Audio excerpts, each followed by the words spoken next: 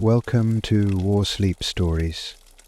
Today, we'll be listening to 3 relaxing true war stories to make you fall asleep. The morning of August 6, 1945, dawned bright and clear over the city of Hiroshima. It was a serene summer day, and the people of the city were going about their usual routines, unaware of the impending catastrophe. Among them was Dr. Shigeaki Mori, a local historian and survivor of the Hiroshima bombing.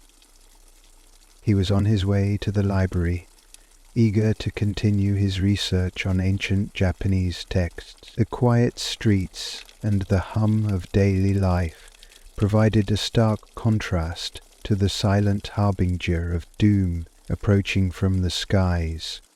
As Dr. Mori walked past the bustling market, he couldn't help but notice the subtle tension in the air. Rumors of a possible air raid had been circulating for weeks, but no one expected anything significant. After all, Hiroshima had been largely spared from the extensive bombing campaigns that had devastated other Japanese cities. The city's inhabitants had grown accustomed to the occasional air raid warning, often dismissed as false alarms. Up in the sky, unnoticed by the people below, a lone B-29 bomber, the Enola Gay, approached Hiroshima.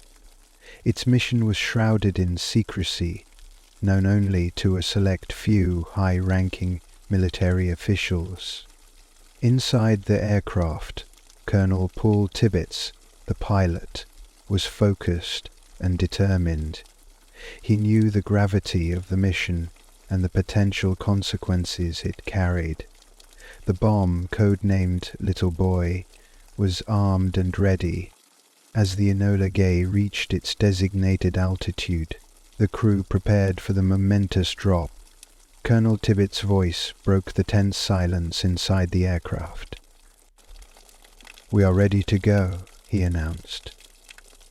At precisely 8:15 a.m., the bomb bay doors opened, and Little Boy began its descent toward Hiroshima. The crew held their breath, knowing they were about to unleash an unprecedented force of destruction.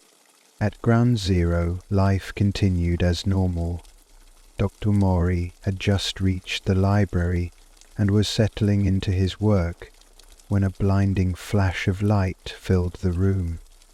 It was brighter than anything he had ever seen, as if the sun had suddenly descended upon the city. Instinctively, he threw himself to the floor, seeking cover. The noise was deafening. The floor was conspicuously bright, and the noise was deafening. Approximately 600 meters away from the hypercenter, Akiko Takakura, a young woman working at a local bank, was in the middle of her daily tasks. She had just glanced out of the window when the flash occurred. In an instant, the world outside transformed into a hellish landscape. The glass shattered, and she was thrown to the ground by the shock wave. Dazed and disoriented, she struggled to comprehend the magnitude of what had just happened. Not far from Akiko, Reverend Kiyoshi Tanemoto, a Methodist minister, was helping a friend move some belongings. The flash and subsequent explosion knocked him off his feet. As he regained his senses, he was met with the horrifying sight of the city in ruins. Fires had erupted everywhere, and the air was thick with smoke and ash. People screamed in agony, their bodies burned and mutilated by the blast. The immediate aftermath of the bombing was chaos. The once vibrant city was now a scene of utter devastation. Buildings were reduced to rubble, and the streets were filled with the wounded and dying. The survivors stunned and traumatized, struggled to make sense of the catastrophe that had befallen them. Amidst the carnage, Dr. Mori, Akiko, and Reverend Tanimoto began the harrowing journey of survival. In the hours following the explosion, Hiroshima was engulfed in a surreal nightmare. Dr. Mori emerged from the ruins of the library, his clothes torn and his body covered in dust and debris. The heat from the blast had seared his skin, and every movement was painful. As he made his way through the designated streets, he saw the true extent of the destruction. The city he once knew was unrecognizable. In the midst of panic, amidst the rubble, Akiko Takakura struggled to free herself from the debris that had trapped her. Her mind raced with thoughts of her family, and she prayed they had survived. The cries of the injured and dying filled the air, creating an eerie symphony of suffering. She forced herself to move, driven by the need to find her loved ones and escape the nightmare that surrounded her. Reverend Tanimoto, despite his own injuries, immediately set about helping those around him. He carried the wounded to safety, offered prayers for the dying, and provided whatever comfort he could. His faith and determination gave him strength, and he vowed to continue his mission of mercy, no matter the personal cost. As the day wore on, the scale of the disaster became more apparent. Thousands of lives had been lost in an instant, and countless more were suffering from severe burns, radiation sickness, and other injuries. The hospitals, overwhelmed by the sheer number of casualties, struggled to provide even the most basic care. Supplies were scarce, and medical personnel were working tirelessly, often without rest. Despite the overwhelming despair, acts of heroism and compassion emerged. Survivors helped each other, sharing food, water, and whatever medical supplies they could find. Strangers became allies in the face of unimaginable horror. Amidst the darkness, the resilience of the human spirit shone through. Amidst the darkness, the resilience of the human spirit shone through. In the days following the bombing, Hiroshima was a city in mourning. The full extent of the devastation was slowly becoming clear, and the number of casualties continued to rise. Makeshift shelters and aid stations were set up to provide some semblance of relief to the survivors. The smell of death and decay hung heavy in the air, a constant reminder of the tragedy that had unfolded. Dr. Mori, despite his injuries, continued his efforts to document the aftermath. He knew that preserving the memory of what had happened was crucial. With a heavy heart, he walked through the ruined streets, interviewing survivors and recording their spirit. Each account was a testament to the horror and resilience of the human spirit. Akiko Takakura found temporary refuge in one of the shelters. She had reunited with her family, but the joy of their reunion was overshadowed by the loss of friends and neighbors. The trauma of the bombing haunted her every waking moment, and sleep offered little respite. Despite the immense pain, she resolved to help others in any way she could, offering comfort and support to those around her. Reverend Tanimoto continued his mission of mercy, working tirelessly to assist the injured and provide spiritual guidance. He organized prayer services and helped to coordinate relief efforts. His unwavering faith and determination provided a beacon of hope in the darkest of times. He reminded the survivors that even in the face of such overwhelming loss, the human spirit could endure. As the weeks turned into months, Hiroshima began the slow process of rebuilding. The scars of the bombing would never fully heal, but the city's inhabitants refused to give in to despair. Through their collective efforts, they began to restore some semblance of normalcy to their shattered lives. The memory of the bombing would forever be etched in their hearts, a reminder of the fragility of life and the resilience of the human spirit. In the weeks following the bombing, the struggle for survival continued. Food and clean water were scarce, and many survivors were suffering from radiation sickness, an ailment few understood. Medical personnel, both local and from outside Hiroshima, often improvising with limited resources. The city was in desperate need of help, and every day was a battle against time and disease. Dr. Murray devoted himself to helping the wounded, while continuing his documentation efforts. He interviewed countless survivors, many of whom were struggling with the effects of radiation exposure. Their stories were harrowing, filled with accounts of unimaginable pain and suffering. Yet there were also tales of resilience and hope, of people coming together to support one another in the face of adversity. Ikiko Takakura, though still traumatized, found purpose in her volunteer work at the aid stations. She helped distribute food and water, provided comfort to the grieving, and assisted the medical teams wherever she could. Her spirit, though battered, remained unbroken.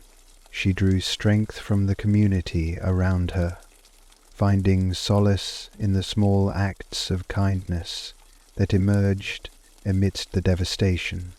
Reverend Tanimoto's role as a spiritual leader became even more crucial in these trying times. He organized memorial services for the deceased, offering prayers and support to the grieving families. His tireless efforts to aid the living and honor the dead provided a sense of continuity and hope. Despite the overwhelming challenges, he remained steadfast in his faith and commitment to his community. As the days turned into weeks, the survivors of Hiroshima began to adapt to their new reality. The city, though scarred and broken, showed signs of resilience. Efforts to clear the rubble and rebuild infrastructure were underway, and a sense of normalcy, however fragile, began to return. The memory of the bombing and its aftermath would forever be etched in the hearts of those who lived through it, a testament to the resilience of the human spirit. In the face of the numerous challenges of the war, everyone was soon safely safe. It became a time for glory. As Hiroshima slowly began to recover, the long-term effects of the bombing became increasingly apparent. Survivors faced a myriad of health issues, many of which were poorly understood at the time. Radiation sickness, in particular, took a devastating toll. Symptoms included severe burns, hair loss, bleeding, and a weakening of the immune system, leading to infections and other complications. Dr. Mori continued his dual mission of providing medical care and documenting the survivors' experiences. His dedication to preserving the memory of what had happened drove him to work tirelessly, often at the expense of his own health. He recorded countless stories of loss and suffering, but also of resilience and hope. Dr. Mori continued the problem of substance use, including the full impact of the bombing. Tetsuka Kura, though still haunted by the trauma of the bombing, found strength in helping others. She continued her volunteer work, focusing on supporting those who were struggling the most. Her empathy and compassion provided much-needed comfort to the survivors. Despite her own pain, she remained a beacon of hope and resilience, a testament to the strength of the human spirit. Reverend Tanimoto's role as a spiritual leader took on even greater significance in the aftermath of the bombing. He provided emotional and spiritual support to the survivors, helping them find meaning and purpose amidst the devastation. His unwavering faith and dedication to his community offered a sense of hope and continuity. Through his efforts, many found the strength to carry on. The long-term effects of the bombing extended beyond the physical and emotional suffering of the survivors. Hiroshima's economy and infrastructure had been devastated, and the city faced a long and difficult road to recovery. Efforts to rebuild were hampered by a lack of resources and the sheer scale of the destruction. Yet, amidst the challenges, the resilience and determination of the people of Hiroshima shone through. They refused to be defined by their suffering, instead choosing to rebuild their lives and their city. In the months following the bombing, Hiroshima's survivors faced the daunting task of rebuilding their lives. The city's infrastructure had been decimated, and resources were scarce. Despite these challenges, the community came together to support one another. Acts of kindness and solidarity were commonplace, as people shared what little they had and worked together to rebuild their homes and their city. Dr. Mori continued his efforts to document the experiences of the survivors. He interviewed countless individuals, recording their stories of loss, resilience, and hope. These accounts would later become a crucial part of the historical record, ensuring that the memory of what had happened would never be forgotten. Through his work, Dr. Mori hoped to honor the memory of those who had perished and provide a source of comfort and understanding for future generations. Akiko Takakura found solace in her volunteer work. She helped to organize relief efforts, distributing food, water, and medical supplies to those in need. Her compassion and determination provided much-needed support to the survivors, many of whom were struggling with the long-term effects of radiation exposure, inspiring those around her to keep going. Reverend Tanimoto's role as a spiritual leader became even more crucial in the aftermath of the bombing. He provided emotional and spiritual support to the survivors, helping them find meaning and purpose amidst the devastation. His unwavering faith and dedication to his community offered a sense of hope and continuity. Through his efforts, many found the strength to carry on. As the months turned into years, Hiroshima began the slow process of rebuilding. The scars of the bombing would never fully heal, but the city's inhabitants refused to give in to despair. Through their collective efforts, they began to restore some semblance of normalcy to their shattered lives. The memory of the bombing would forever be etched in their hearts, a reminder of the fragility of life and the resilience of the human spirit. As the years passed, the memory of the Hiroshima bombing remained a powerful force in the lives of the survivors. Dr. Mori's efforts to document the experiences of those who had lived through the bombing became increasingly important. His work provided a valuable historical record, ensuring that the memory of what had happened would never be forgotten. Through his writings, he sought to honor the memory of those who had perished and provide a source of comfort and understanding for future generations. Akiko Takakura continued her work as a volunteer, helping to support those who were still struggling with the long-term effects of radiation exposure. Her compassion and determination provided much-needed comfort to the survivors. Despite her own pain and trauma, Akiko remained a beacon of hope and resilience, inspiring those around her to keep going.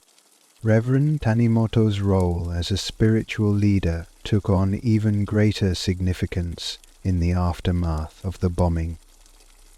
He provided emotional and spiritual support to the survivors, helping them find meaning and purpose amidst the devastation. His unwavering faith and dedication to his community offered a sense of hope and continuity. Through his efforts, many found the strength to carry on. The long-term effects of the bombing extended beyond the physical and emotional suffering of the survivors. Hiroshima's economy and infrastructure had been devastated, and the city faced a long and difficult road to recovery. Efforts to rebuild were hampered by a lack of resources and the sheer scale of the destruction. Yet, amidst the challenges, the resilience and determination of the people of Hiroshima shone through in many areas. It was sheer gratitude which fermented the challenges, the load and difficulties of the destruction. They refused to be defined by their suffering, instead choosing to rebuild their lives and their city. In the years following the bombing, the strength of the Hiroshima community became increasingly apparent. Despite the immense challenges they faced, the survivors refused to give in to despair. They came together to support one another, sharing what little they had and working together to rebuild their homes and their city. Acts of kindness and solidarity were commonplace, as people found strength in their shared experiences. Dr. Mori's efforts to document the experiences of the survivors continued to play a crucial role in preserving the memory of what had happened. His work provided a valuable historical record, ensuring that the memory of the bombing would never be forgotten. Through his writings, he sought to honor the memory of those who had perished and provide a source of comfort and understanding for future generations. Akiko Takakura's volunteer work provided much-needed support to those who were still struggling with the long-term effects of radiation exposure. Her compassion and determination inspired those around her, offering a beacon of hope and resilience. Despite her own pain and trauma, Akiko remained committed to helping others, finding solace in her work and the strength of the community around her. Reverend Tanimoto's role as a spiritual leader continued to be a source of strength for the survivors. He provided emotional and spiritual support, helping people find meaning and purpose amidst the devastation. His unwavering faith and dedication to his community offered a sense of hope and continuity. Through his efforts, many found the strength to carry on. As the years turned into decades, Hiroshima slowly began to rebuild. The scars of the bombing would never fully heal, but the city's inhabitants refused to be defined by their suffering. Through their collective efforts, they began to restore some semblance of normalcy to their shattered lives. The memory of the bombing would forever be etched in their hearts, a reminder of the fragility of life and the resilience of the human spirit. Decades after the bombing, Hiroshima had transformed from a city of devastation to a symbol of resilience and hope. The memory of the bombing continued to shape the lives of the survivors, but it also served as a powerful reminder of the strength of the human spirit. The efforts of individuals like Dr. Mori, Akiko Takakura, and Reverend Tanimoto ensured the stories of those who had lived through the bombing would never be forgotten.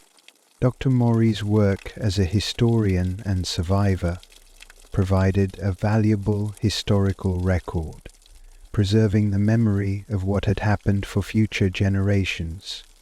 His dedication to documenting the experiences of the survivors ensured that their stories would continue to be told, honoring the memory of those who had perished and providing a source of comfort and understanding for those who came after.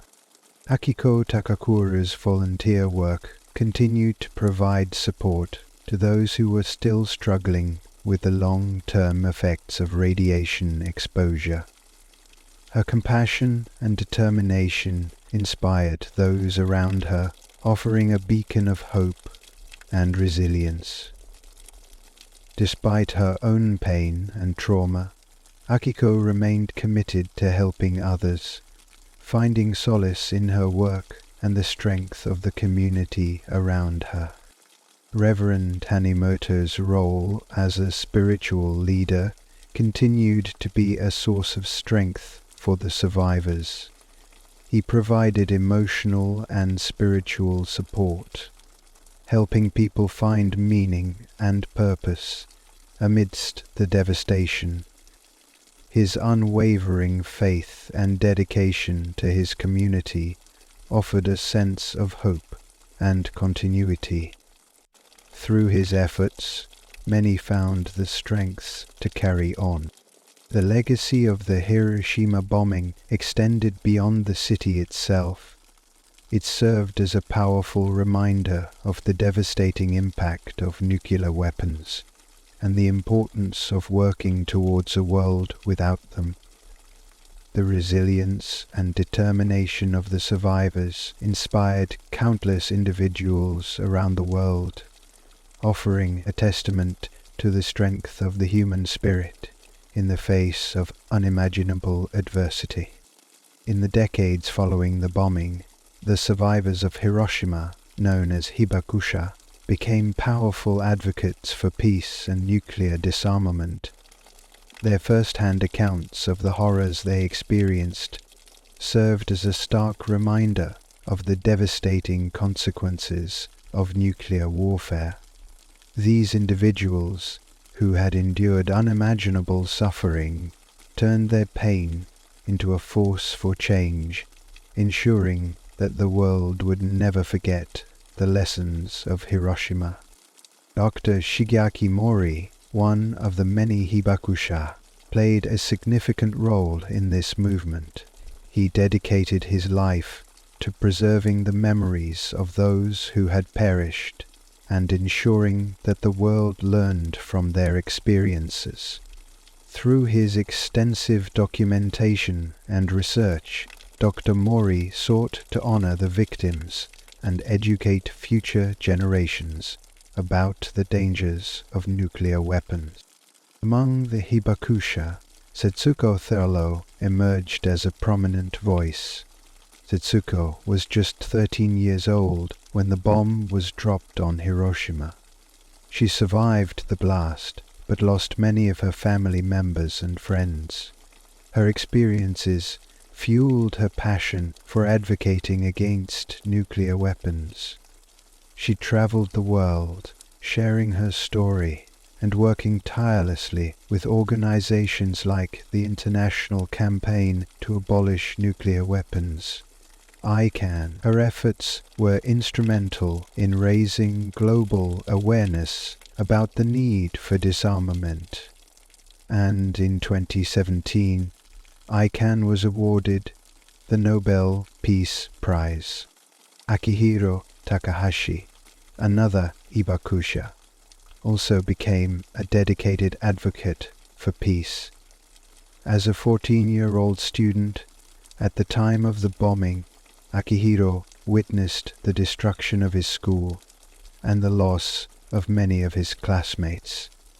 He later became the director of the Hiroshima Peace Memorial Museum, where he worked to educate visitors about the realities of nuclear warfare. Through his lectures and exhibitions, Akihiro sought to convey the importance of peace and the need to prevent future tragedies. The stories of the Hibakusha resonated with people around the world, sparking a global movement for nuclear disarmament. Organizations dedicated to peace and disarmament sprang up in numerous countries, inspired by the testimonies of the survivors.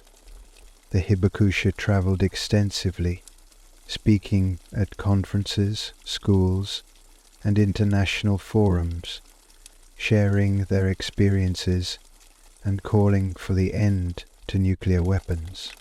One significant event was the establishment of the Mayors for Peace organization in 1982 by the mayors of Hiroshima and Nagasaki. This organization aimed to mobilize cities worldwide to work towards the abolition of nuclear weapons.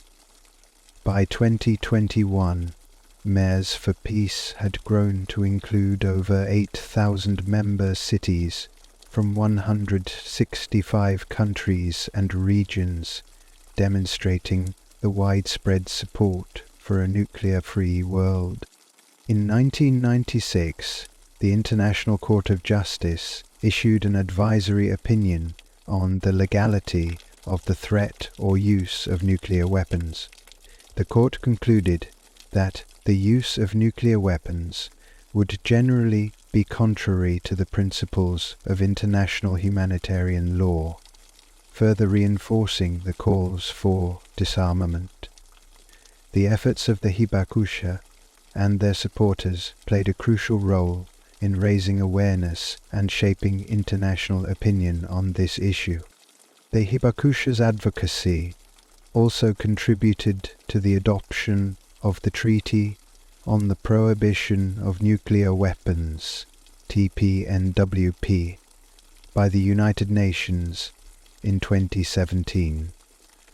This landmark treaty aims to eliminate nuclear weapons and prevent their future use. The Hibakusha's testimonies were instrumental in garnering support for nuclear warfare and the urgent need for disarmament. As the years passed, the legacy of Hiroshima continued to shape global consciousness.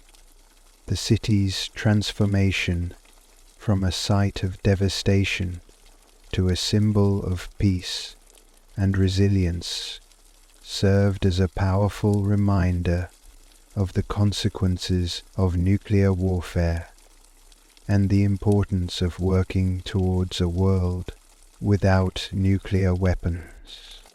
The Hiroshima Peace Memorial Park, established in 1954, became a focal point for remembrance and reflection. The park, located near the epicenter of the blast, featured the atomic bomb dome, one of the few structures that had partially survived the explosion. The dome was preserved as a symbol of the destruction caused by the bomb, and as a testament to the resilience of the survivors. The park also included the Hiroshima Peace Memorial Museum, which housed artifacts, photographs, and personal accounts from the bombing. Every year on August 6, Hiroshima held a peace memorial ceremony to commemorate the victims of the atomic bombing. The ceremony included a moment of silence at 8:15 a.m., the exact time the bomb was dropped, and speeches by the mayor of Hiroshima and other dignitaries. The event attracted participants from around the world, serving as a powerful reminder of the need for peace and disarmament. The Hibakusha's advocacy efforts also extended to education. Survivors frequently visited schools and universities to share their experiences with students, ensuring that future generations would understand the human cost of nuclear warfare. Their testimonies were incorporated into educational curricula in Japan and other countries, fostering a global awareness of the importance of peace and disarmament. As Hiroshima and the world moved forward, the lessons of the past continued to guide efforts towards a more peaceful future. The Hibakusha's resilience and determination inspired countless individuals and organizations to work towards the goal of nuclear disarmament. Their stories served as a powerful reminder of the need to prevent future tragedies and to build a world based on peace and understanding. In recent years, advances in technology and international diplomacy offered new avenues for addressing the threat of nuclear weapons. Efforts to promote dialogue and cooperation among nations became increasingly important, as did the need to address the underlying causes of conflict and instability. The legacy of Hiroshima continued to inform these efforts and the resilience of the human spirit. The survivors of Hiroshima, through their courage and advocacy, had left an indelible mark on the world. Their stories would continue to be told, ensuring that the memory of what had happened would never be forgotten.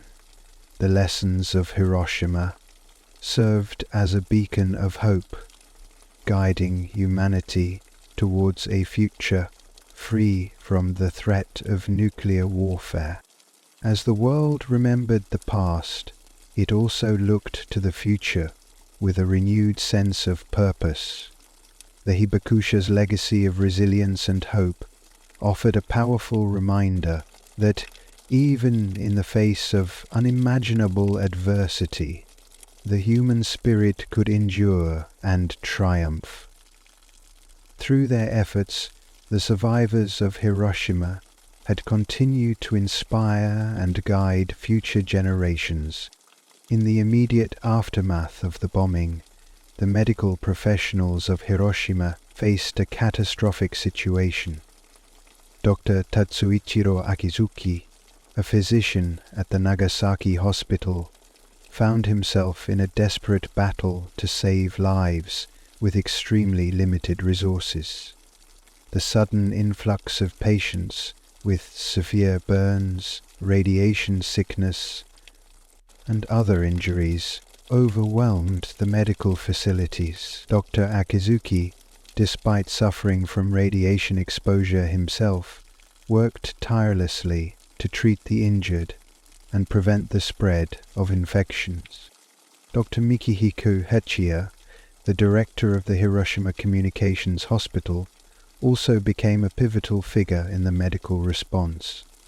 Despite being injured in the blast, he documented his experiences and the medical challenges faced in the days and weeks following the bombing.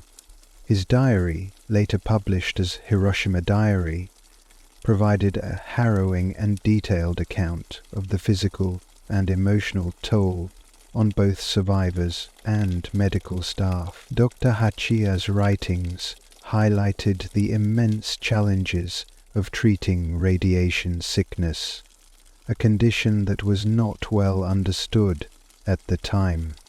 Dr. Shuntaro Hida, a young army doctor, immediately began providing medical care to survivors, despite the chaos and destruction surrounding him. His experiences led him to become a lifelong advocate for atomic bomb survivors. He conducted extensive research on the effects of radiation exposure and provided critical medical support to Hibakusha for decades. Dr. Hida's dedication ensured that the long-term health issues faced by survivors received the necessary attention and care.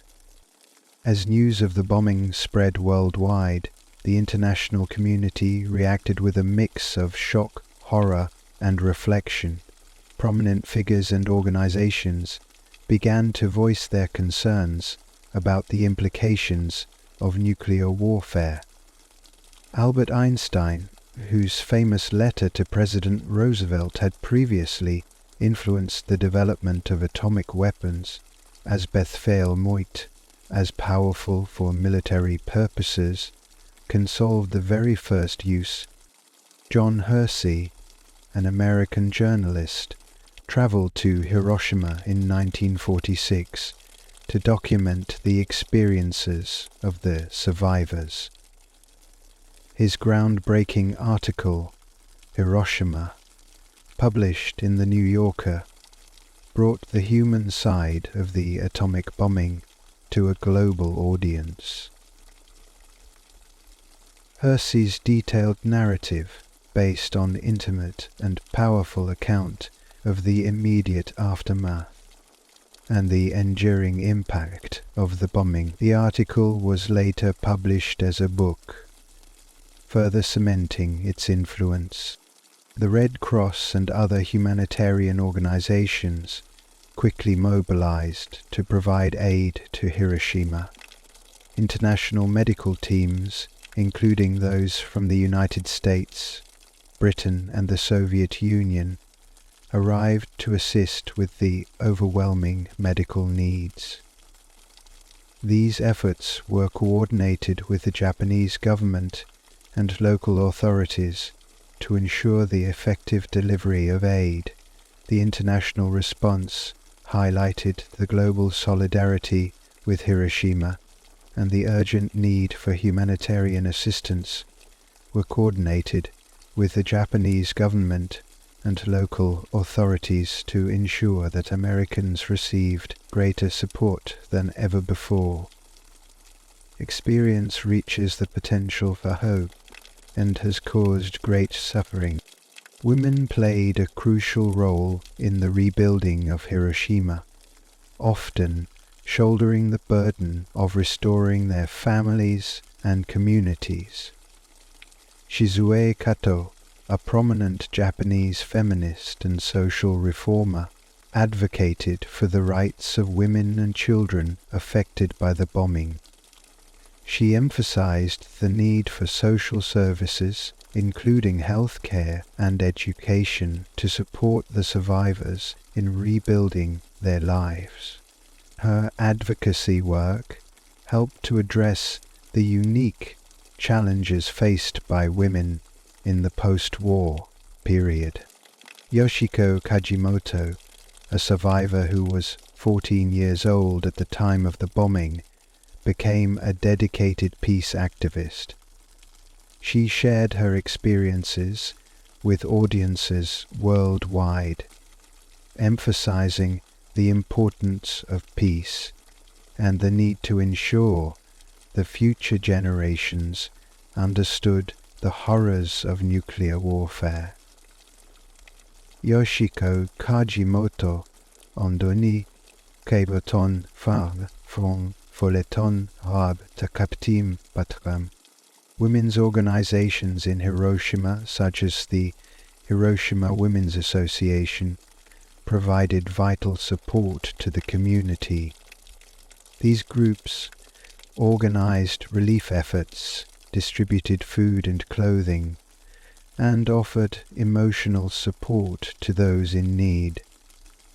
The collective efforts of these women were crucial in the rebuilding process and helped to restore a sense of normalcy and hope amidst the devastation.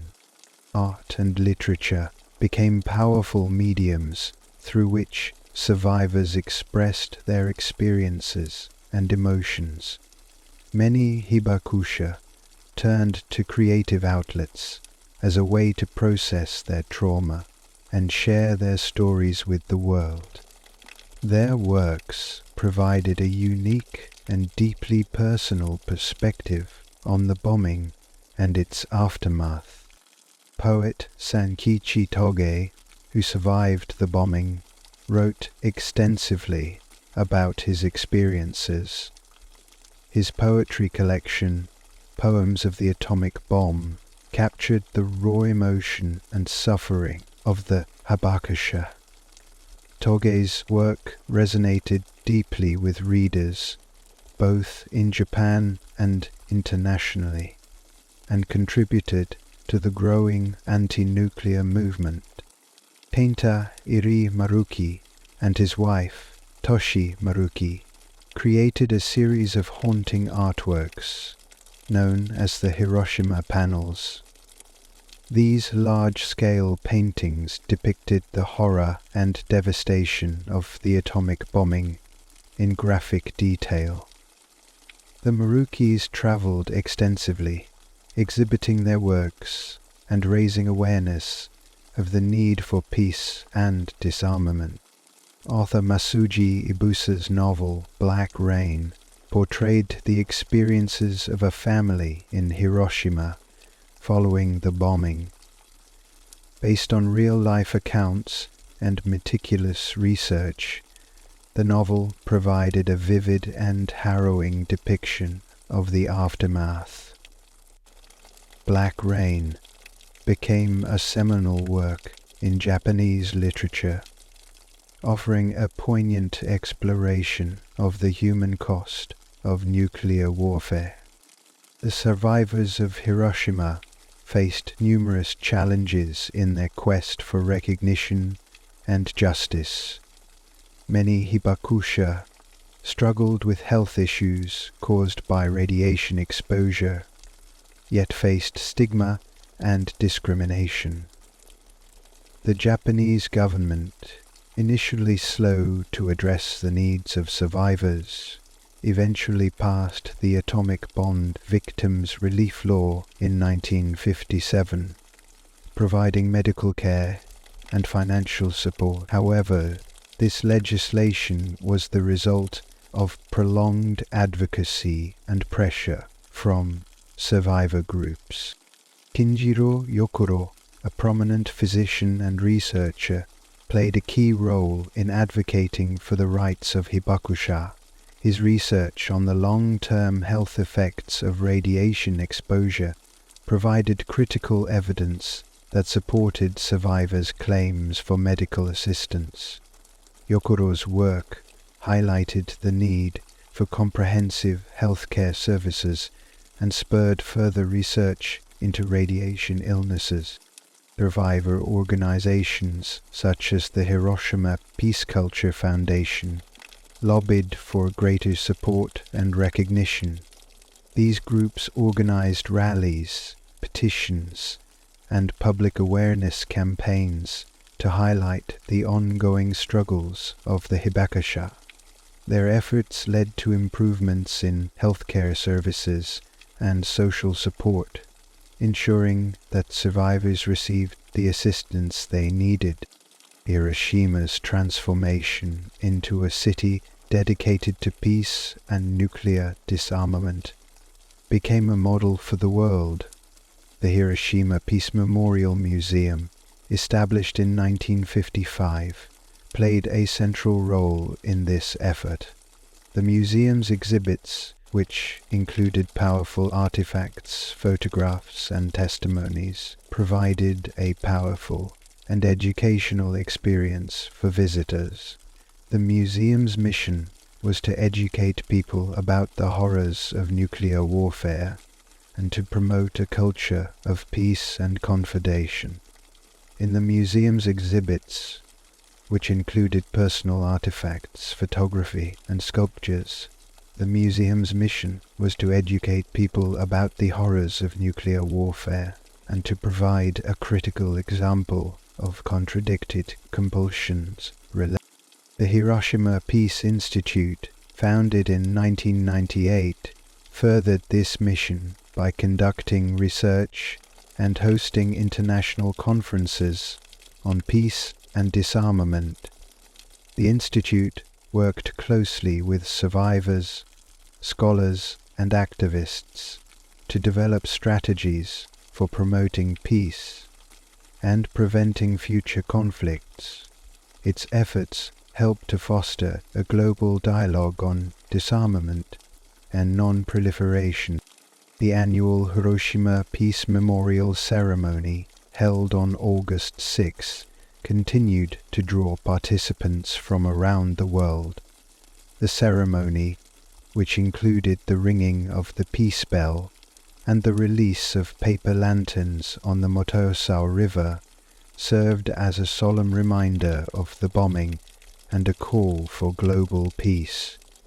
The participation of international delegates and peace activists underscored the global commitment to a nuclear-free world. The legacy of Hiroshima had a profound impact on future generations, both in Japan and around the world. Educational programs and peace initiatives ensured that the lessons of the bombing were passed down to younger generations. Schools in Hiroshima incorporated peace education into their curricula, teaching students about the history of the bombing and the importance of nuclear disarmament.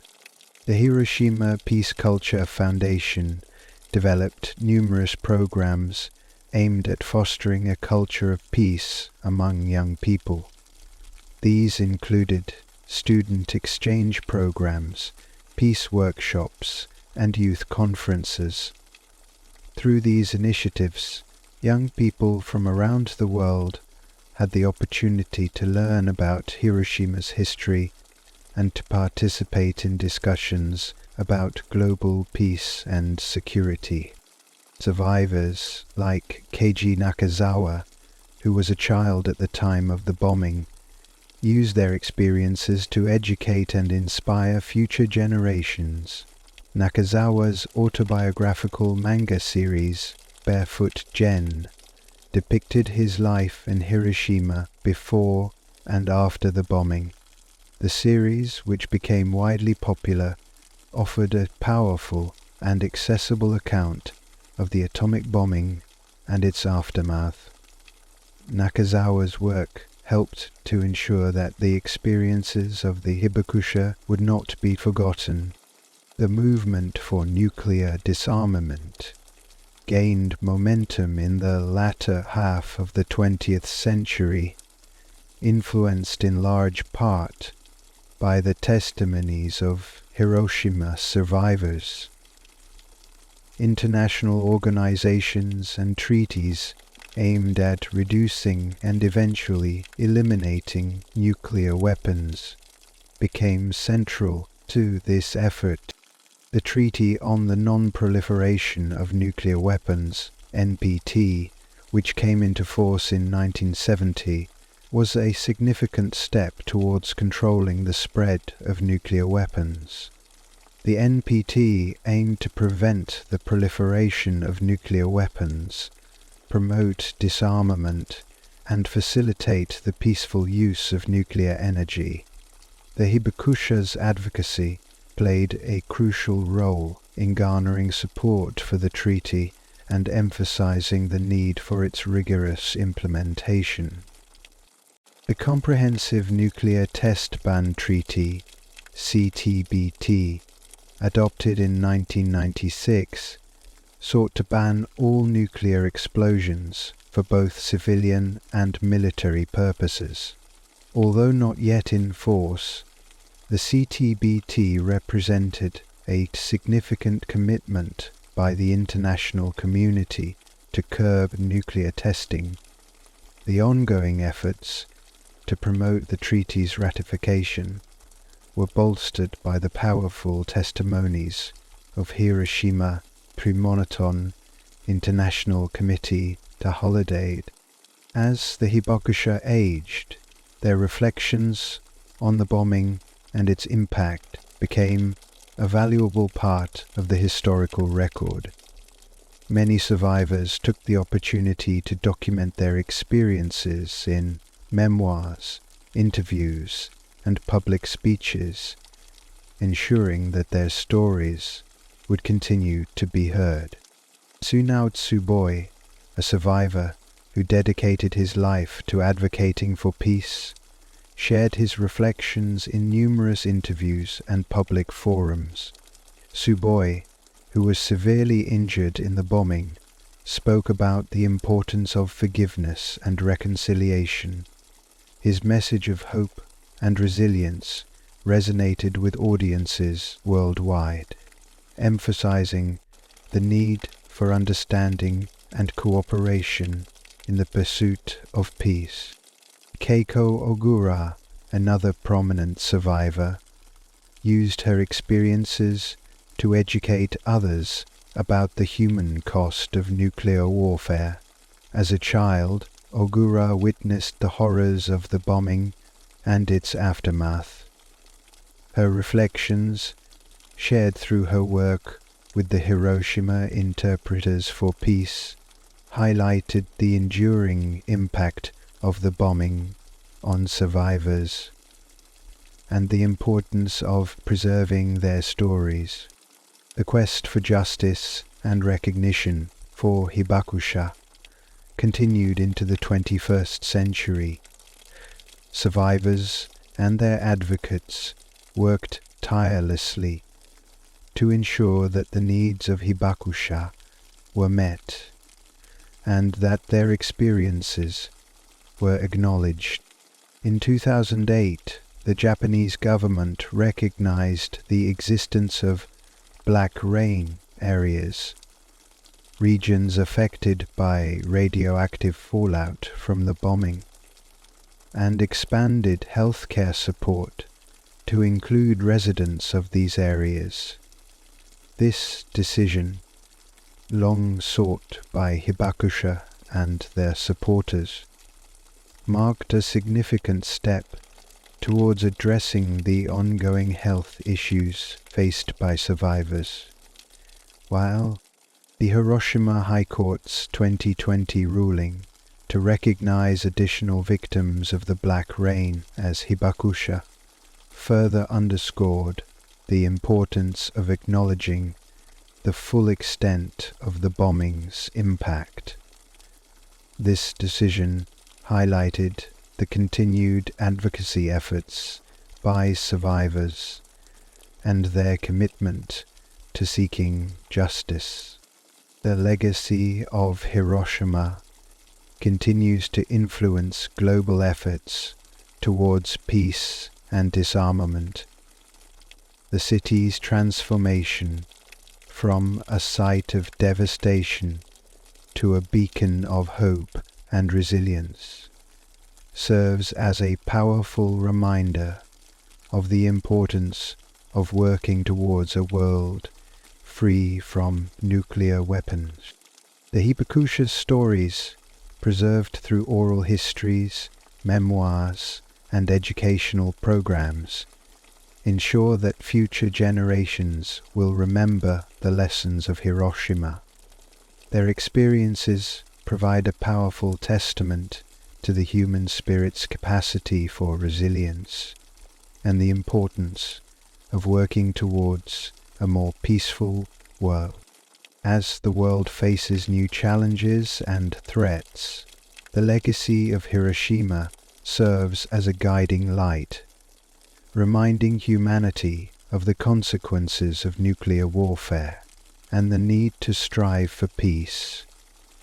The Hibakusha's courage and advocacy have left an indelible mark on the world, inspiring countless individuals and organizations to continue the fight for a nuclear-free future.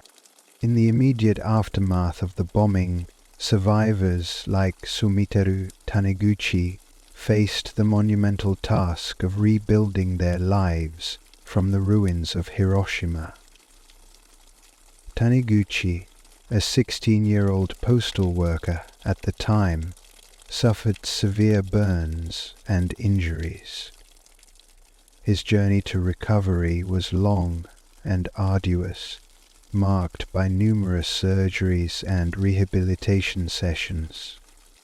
Taniguchi's resilience and determination became emblematic of the broader struggle faced by Hibakusha. Despite the immense physical and emotional pain, he became an outspoken advocate for nuclear disarmament. His personal story of survival and advocacy work with organizations such as the Japan Confederation of Atoko Bomb Survivors are people deeply influenced by atomic bomb survivors.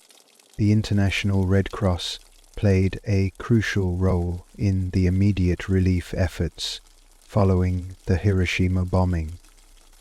Dr. Marcel Junod, a Swiss physician and delegate of the International Committee of the Red Cross, was one of the first foreign doctors to arrive in Hiroshima after the bombing.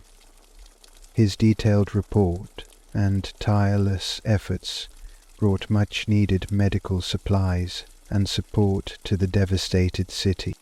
Junod's observations and experiences were instrumental in informing the world about the horrific effects of the atomic bomb.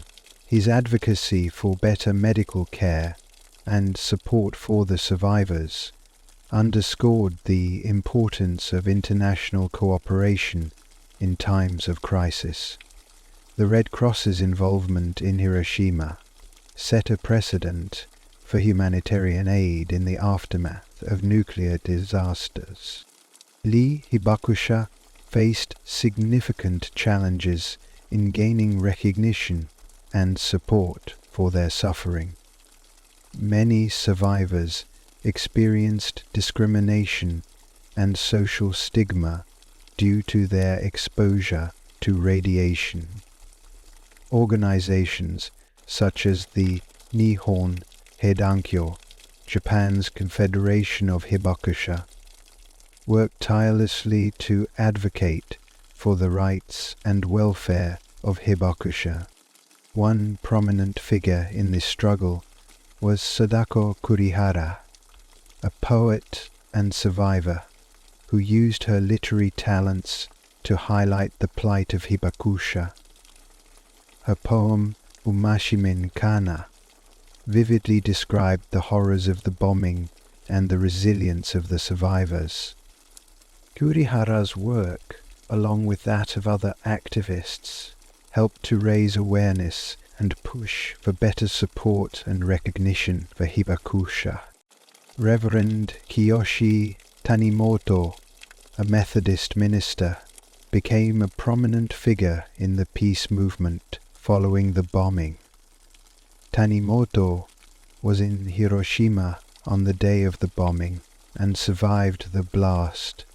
He dedicated his life to helping other survivors and advocating for nuclear disarmament.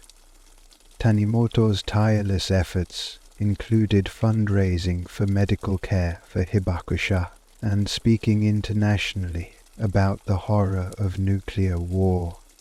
Tanimoto's work, including his involvement in the creation of the Hiroshima Maidens Project, which brought young women disfigured by the bombing to the United States for reconstructive surgery, highlighted the importance of international solidarity and support.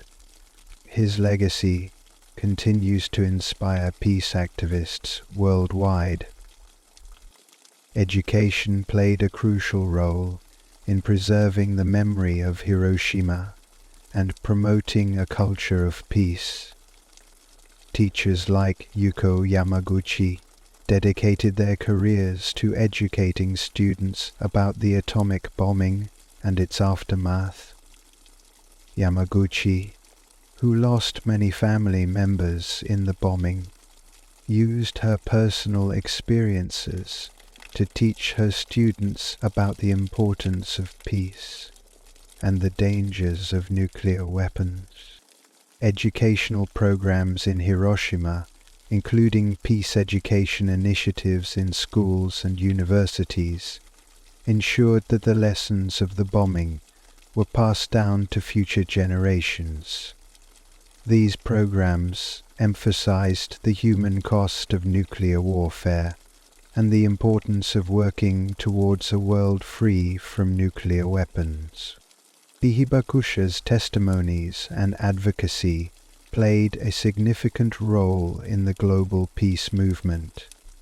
Figures like Setsuko Thurlow, who survived the Hiroshima bombing as a young girl, became leading voices in the fight for nuclear disarmament. Thurlow's powerful speeches and activism, including her work with the International Campaign to Abolish Nuclear Weapons, GAICAN, helped to bring international attention to the cause. Thurlow's involvement in ICAN's successful campaign for the Treaty on the Prohibition of Nuclear Weapons, which was adopted by the United Nations in 2017, highlighted the enduring impact of hibakusha advocacy. Her work underscored the importance of survivor voices in the global movement for peace and disarmament. To further the Abacuses movement and the global movement for peace in the global movement for peace. The atomic bombing of Hiroshima left an indelible mark on cultural memory, influencing art, literature, and public discourse. Filmmakers like Akira Kurosawa and Alain Resnais created powerful works that explored the impact of nuclear warfare. Kurosawa's film Rhapsody in August and Resnais' Hiroshima Mon Amour brought the human experiences of the bombing to international audiences, prompting reflection and dialogue about the horrors of nuclear war. These cultural works, along with the efforts of hibakusha and peace activists, ensured that the memory of Hiroshima remained a powerful force in the global consciousness. They highlighted the need for continued vigilance and advocacy to prevent the future use of nuclear weapons. Consciousness of such immortal offerings and of the advocacy for peace, they highlighted the need for continued vigilance and advocacy to prevent the future use of nuclear weapons. The long-term health effects of radiation exposure continued to be a major concern for survivors. Researchers like Dr. Shigematsu and Dr. Tsutomu Iwakura conducted extensive studies on the health of hibakusha, genetic mutations, and other serious health conditions. These studies provided critical data that informed medical treatment and support for survivors. The work of these researchers also highlighted the need for ongoing monitoring and support for hibakusha, ensuring that their health needs were addressed. Religious leaders and organizations played a significant role in the healing and rebuilding process in Hiroshima. Reverend Kiyoshi Tanimoto, along with other religious leaders, provided spiritual support and counseling to survivors. Their efforts helped to foster a sense of community and hope amidst the devastation. Religious organizations also played a key role in advocating for peace and nuclear disarmament. The Nipponzan Myohoji Buddhist order, led by Nichidatsu Fuji, promoted peace through interfaith dialogue and non-violent action.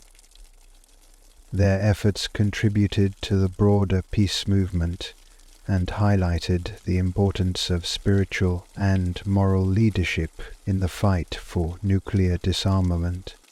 The establishment of memorials and monuments in Hiroshima served as a powerful reminder of the tragedy and a call for peace.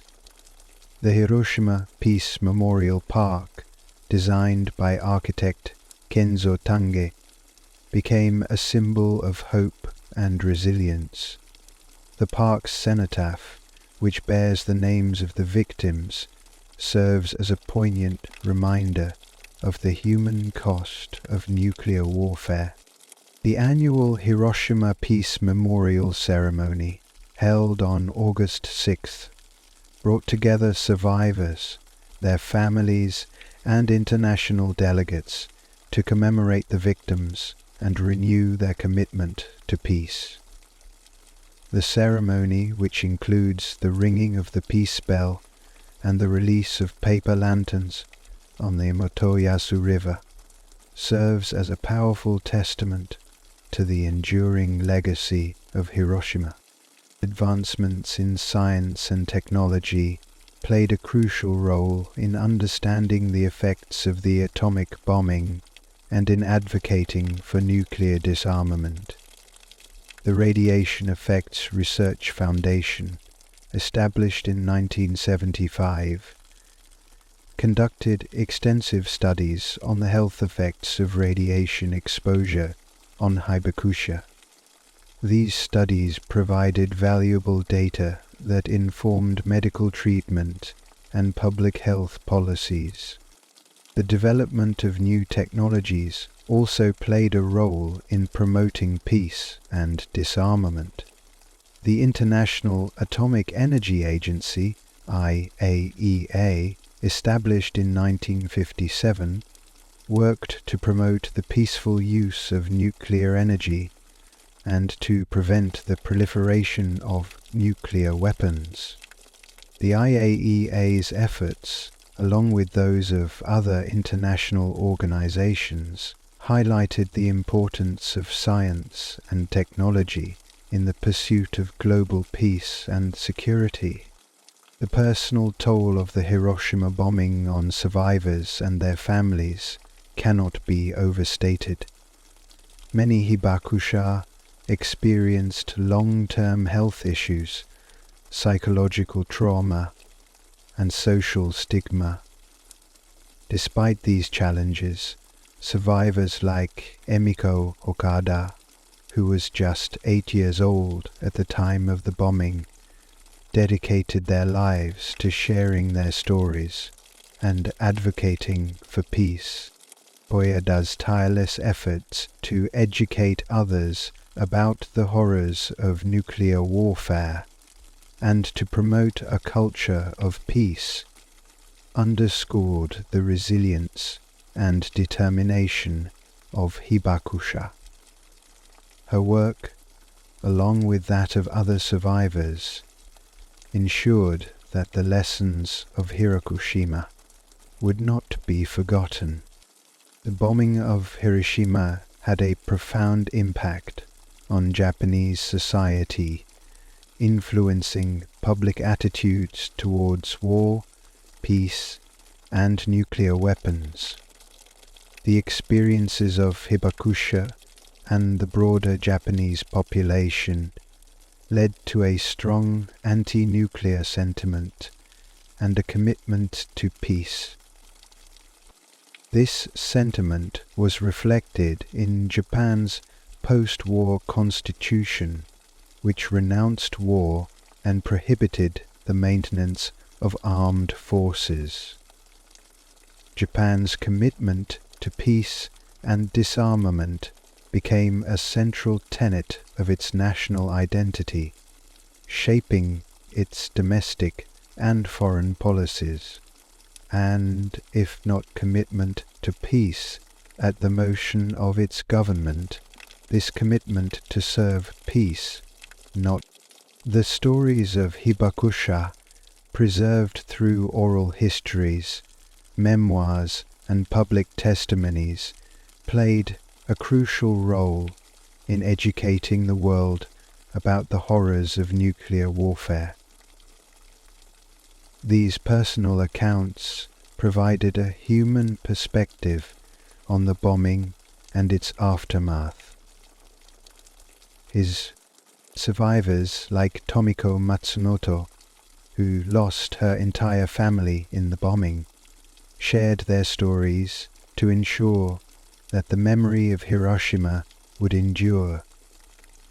Matsumoto's powerful testimony, along with those of other Hibakusha, served as a call to action for future generations to work towards a world free from nuclear weapons. The impact of the Hiroshima bombing continues to be felt around the world. The Hibakusha's stories and advocacy efforts have left an indelible mark on global efforts towards peace and disarmament. Their courage and resilience serve as a powerful reminder of the human cost of nuclear warfare and the importance of working towards a more peaceful world. The legacy of Hiroshima is one of hope, resilience, and a commitment to peace. The Hibakusha's stories ensure that the memory of Hiroshima will endure, inspiring future generations to work towards a world free from the threat of nuclear weapons. Their experiences serve as a powerful testament to the strength of the human spirit and the importance of never forgetting the lessons of the past. The fog clung to the fields of Sharpsburg like a ghostly veil on the early morning of September 17, 1862. It was a suffocating quiet, broken only by the low murmur of soldiers preparing for the inevitable clash. General Robert E. Lee's Army of Northern Virginia, battered but resolute, awaited the Union forces across the winding Antietam Creek. For many, this was yet another bloody day in a war that seemed without end.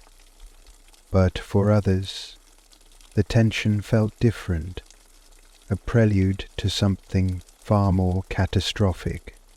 Private James F. Clark of the 19th Massachusetts Infantry sat on a log, his musket cradled between his knees. His letters home spoke of honor and bravery, but the truth gnawed at him now. His hands trembled as he fingered the bayonet strapped to his belt. "Today might be the day," he muttered to no one in particular, his eyes fixed on the swirling mist ahead. "Pray daylight makes a poor consul your sentiments," said he, as the words fell on his head in a moment of truth and hope. Across the creek, Captain William T. Pogue of the Confederate artillery crouched behind a well-camouflaged battery. His men were quiet, the usual camaraderie replaced by whispered prayers. "Keep your powder dry," Pogue barked, breaking the silence, his voice cutting through the stillness like a whip. They knew the Union forces were advancing, 1,000 guns and tens of thousands of men ready to break the southern line. Farther down the line, Clara Barton, a civilian volunteer nurse, stood in a makeshift field hospital, her apron already streaked with blood from the previous day's skirmishes. Barton had travelled with the Union Army to provide aid to the wounded. She could hear the distant rumble of artillery as she inventoried her supplies: lint for binding wounds, quinine for fevers, and what little morphine she could carry. Her heart ached for the men who would soon fill the cots around her. At Union headquarters, General George B. McClellan stood over a large map of the battlefield, his finger tracing the bends of Antietam Creek. The Army of the Potomac had outnumbered Lee's forces nearly 2-1, yet McClellan's cautious nature kept him from ordering an immediate full-scale assault. "We'll hit them hard," he muttered, "but not recklessly." Major General Joseph Hooker, commander of the Union Y Corps, was less reserved. He adjusted his hat and leaned over the table, his sharp eyes narrowing. "Lee's stretched thin," Hooker said, his voice edged with impatience. "We should press them now before they can dig in any deeper." But McClellan ignored the suggestion, opting instead for a phased attack that would focus first on Lee's left flank. Not far from the command tent, Private James Kelly of the Irish Brigade sat with his comrades, sharing a flask of whiskey. They laughed nervously, masking the gnawing dread that none dared voice aloud. "We'll send Johnny Reb back to Richmond," Kelly said with forced cheer. The men nodded, though their eyes betrayed doubt. They had heard the stories of Lee's army, how it had fought like cornered wolves at Second Manassas and South Mountain. Meanwhile, on the Confederate side, General Stonewall Jackson, Lee's most trusted lieutenant, readied his men near the Dunker Church. Jackson's face was as impassive as ever, his eyes scanning the foggy horizon. "Hold your ground," he told his officers, "no matter what comes." The men of Jackson's corps knew that his calm demeanor was both reassuring and ominous. If Jackson was preparing for the worst, it meant the worst was coming. At dawn, the Union artillery opened fire, shattering the silence of Antietam Creek. Shells exploded across the Confederate positions, sending geysers of dirt and smoke into the air. General Hooker's I Corps surged forward, advancing toward a 24-acre cornfield that would soon become one of the most infamous killing grounds in American history. Captain John Pelham, commanding a Confederate artillery battery, shouted orders to his men. Pelham, just 24 years old, had already earned a reputation for daring and skill. "Steady now, boys," he yelled, as Union shells screamed overhead. His gunners worked frantically to load and fire, their movements mechanical despite the chaos. In the cornfield, Sergeant Amos Hummerston of the 154th New York Infantry led his men through the stalks, their blue uniforms blending with the green and gold of the crops. The first volley of Confederate musket fire tore into their ranks, cutting men down like wheat at harvest. "Stay with me," he shouted, though he wasn't sure if the man could hear him over the cacophony of battle. On the Confederate side, Colonel John Bell Hood's Texas Brigade counterattacked with ferocity. Hood, a fierce and imposing figure, charged into the cornfield alongside his men, his saber flashing in the morning light. "Give 'em hell, boys!" he roared, his voice rising above the din. The Texans fought with a desperation born of exhaustion and hunger. They hadn't eaten properly in days, but their resolve was unbroken. By mid-morning, the cornfield was a charnel house. The once tall stalks were flattened, stained with blood, and littered with bodies. Union and Confederate soldiers fought at close range, the smoke so thick that many fired blindly. For every yard gained, countless lives were lost. As the fighting raged in the cornfield, Clara Barton arrived on the battlefield with a wagon full of supplies. She had already earned the nickname Angel of the Battlefield for her tireless work tending to the wounded. But Antietam would test her like never before. Barton directed her team to set up a field station near the front lines, unfazed by the shells exploding nearby. "Bring me water," she shouted, as she knelt beside a soldier whose leg had been shattered by a musket ball. Blood soaked the ground as Barton worked quickly, using her hands to apply pressure to the wound. The soldier groaned in pain, and Barton offered him a piece of bread soaked in whiskey to dull the agony. Lieutenant Alonzo Cushing, commanding a Union artillery battery, saw Barton at work and marveled at her composure. "You're braver than any man here," he said as he passed by. Barton barely glanced up, her focus entirely on the soldier before her. "There's no time for bravery," she replied, "only action." Nearby, Dr. Jonathan Letterman, the Union Army's chief medical officer, coordinated efforts to evacuate the wounded. Letterman's innovations in battlefield medicine, such as the use of dedicated ambulance corps, were saving lives, but the sheer number of casualties threatened to overwhelm his system. "We need more stretchers," Letterman shouted as his assistants scrambled to keep up. By midday, Barton's hands were raw and her apron soaked with blood.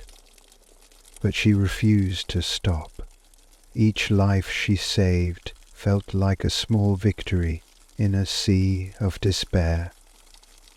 As the sun climbed higher, the sounds of battle continued, unabated, a grim reminder that her work was far from over. By late morning, Union forces shifted their focus to the Confederate center, a sunken farm road that would later be known as Bloody Lane. General William H. French's division of the Union Second Corps moved into position, their blue lines gleaming in the sunlight. The Confederate defenders, led by General D. H. Hill, dug into the road, which offered natural cover but left them vulnerable to enfilading fire. Among the Confederate ranks was Private Harvey Black of the 21st North Carolina Infantry. Black clutched his musket tightly, his heart pounding as Union soldiers emerged from the smoke. "Hold steady, boys," shouted Colonel John B. Gordon, the charismatic leader of the 6th Alabama Infantry, who stood defiantly in the sunken road. Gordon's voice carried over the advancing Union forces. General French's division surged forward, crossing the open field under a hail of Confederate musket fire. Captain John F. Cook of the 132nd Pennsylvania Infantry urged his men onward, his sword held high. "For the Union," he cried, though his voice was drowned out by the withering fire from the sunken road. As the hours dragged on, the sunken road became a slaughterhouse. Blood pooled in the dirt, and the cries of the wounded rose above the din. Colonel Gordon himself was hit multiple times, but refused to leave the field, his uniform soaked in blood. "Men, we must hold this line," he shouted, his determination inspiring his troops to fight on despite the mounting casualties. Not far from the battlefield, Alexander Gardner, a photographer working under the direction of Matthew Brady, prepared his camera to document the aftermath of the battle. Gardner had been following the Union Army, capturing the grim realities of war in a way that words must see this. He told his assistant as he adjusted the lens, "I can't stop seeing things, the pain and painfulness." Gardner's work would later bring the horrors of Antietam into the homes of Americans across the nation. His photographs of Bloody Lane, with bodies piled high and faces frozen in anguish, would become some of the most iconic images of the Civil War. But in the moment, Gardner was acutely aware of the human suffering unfolding around him. Nearby, Clara Barton paused to take in the scene as she tended to a soldier with a bullet wound to the chest. "They're dying faster than we can save them," she said quietly. Gardner, ever the observer, nodded solemnly. "But their stories will endure," he replied, gesturing to his camera. "Through this, people will remember." To the south of the battlefield, Union forces under General Ambrose Burnside struggled to cross a narrow stone bridge over Antietam Creek. The Confederate defenders, led by General Robert Toombs, held the high ground and rained musket fire down on the advancing Union troops. Among Toombs's men was Private John A. Mays of the 2nd Georgia Infantry, who took careful aim with his rifle and fired at the blue-clad soldiers below. The Union soldiers, led by Colonel Edward Ferraro's brigade, repeatedly charged the bridge, only to be driven back by the fierce Confederate resistance. Lieutenant Colonel Henry Kingsbury of the 11th Connecticut Infantry led one of these assaults, his men wading through the shallow creek in an attempt to flank the Confederate position.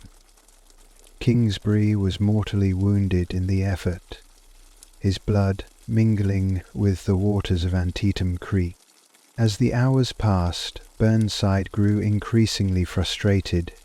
"We need to take that bridge," he shouted to his officers.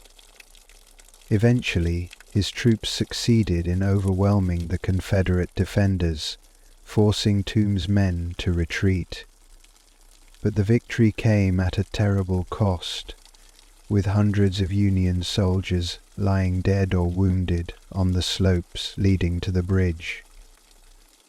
As Burnside's troops began to advance toward Sharpsburg, Confederate General A.P. Hill's division arrived on the battlefield after a grueling, forced march from Harper's Ferry. Hill's men, wearing captured Union uniforms, charged into Burnside's flank, throwing the Union advance into disarray. Among Hill's soldiers was Captain William M. Robbins of the 4th Alabama Infantry, who had marched nearly 17 miles that morning.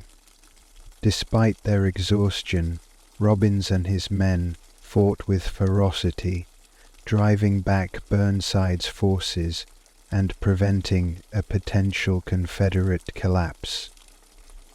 "Hold the line," Robbins shouted, as Union artillery began to rain down on their position. General Lee, observing the battlefield from a ridge near Sharpsburg, watched Hill's counterattack with a mixture of relief and pride. Despite being heavily outnumbered, the Confederates had managed to hold their ground. Lee turned to his staff and said, "It is well that war is so terrible, or we should grow too fond of it." As the sun began to set, the battlefield fell silent. Both armies were too exhausted to continue fighting, and the ground between them was littered with the dead and dying. The Battle of Antietam had ended, but its legacy was just beginning. As darkness fell over the battlefield, the groans of the wounded filled the air. Men from both sides lay in the fields and woods, many of them beyond the reach of help. Clara Barton and her team worked tirelessly by lantern light, moving from one wounded soldier to the next. "We will do all we can," she told a young Union private whose leg had been shattered by a cannonball. On the Confederate side, Dr. Hunter McGuire, Stonewall Jackson's personal physician, set up a field hospital near the Dunker Church. McGuire and his team performed countless amputations, their sores slick with blood. "We have no choice," McGuire said grimly as he removed another mangled limb. "It's the only way to save them." General McClellan, meanwhile, toured the battlefield with his staff, his face pale as he surveyed the carnage. Despite his numerical superiority, McClellan had failed to deliver a decisive blow. "We've done enough," he told his officers, though many of them disagreed. Except for General Lee, the night was one of grim reflection. He knew his army was badly depleted and would not be able to withstand another full-scale Union assault. Yet he also knew that McClellan's caution would likely prevent such an attack. As he rode through the Confederate lines, Lee spoke words of encouragement to his men, knowing that their survival depended on their resolve. The Dunker Church, a small whitewashed building on the battlefield's northern edge, stood as a silent witness to the horrors of Antietam. By dawn on September 18, the once peaceful place of worship was riddled with bullet holes, its walls stained with blood. Confederate General Thomas Stonewall Jackson had used the area as a staging ground for his troops, and it had become one of the fiercest hotspots of the battle. Private Henry Kidd Douglas, an aide-de-camp to Jackson, stood nearby, taking in the devastation. Douglas, only 23 years old, had seen much in the war, but admitted in his later memoirs that Antietam was a baptism of fire unlike any other. He watched as Jackson, stoic as ever, surveyed the field with his arms crossed. "The Lord has been our shield," Jackson muttered, though even he seemed haunted by the loss of life. On the Union side, Colonel Ezra Carman of the 13th New Jersey Infantry wrote his reports while surveying the same area. as regiment had been involved in the brutal fighting near the church, and Carmen had seen friends and comrades fall by his side. The Dunker Church, which had once represented peace and humility, was now surrounded by corpses, broken muskets, and shattered dreams. Clara Barton, ever tireless, passed the church as she carried water to wounded soldiers. She paused for a moment to catch her breath, leaning against the splintered walls. "There's no end to it," she whispered to herself, before hurrying back to her work. The Dunker Church, like Barton, seemed both battered and resolute, a symbol of endurance in the face of chaos. As the morning of September 18 dawned, General George B. McClellan stood on a ridge overlooking the battlefield.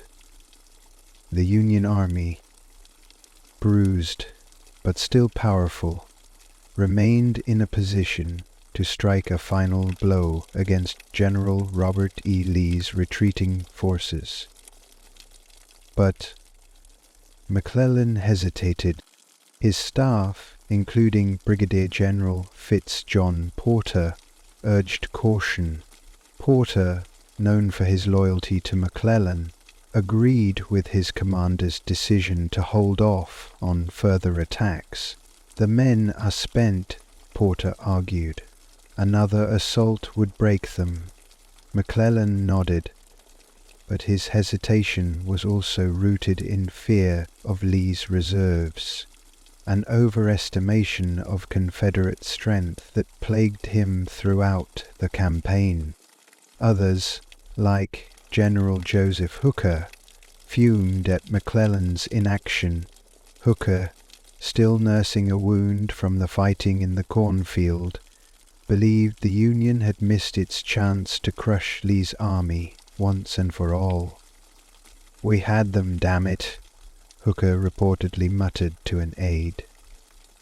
But McClellan remained unmoved, opting instead to reinforce his positions and allow the Confederates to retreat across the Potomac. Across the field, General Lee made his own calculations. His army, though battered and bloodied, had survived. Lee's gamble to invade the North had failed, but his forces had avoided total destruction. Turning to his staff, Lee issued orders for a withdrawal. "We have done all we can," he said quietly. "Now we must live to fight another day." As the Confederate army began its retreat across the Potomac River, the soldiers moved with a mix of relief and bitterness. For many, the march back to Virginia felt like an admission of defeat, even though they had fought valiantly against overwhelming odds.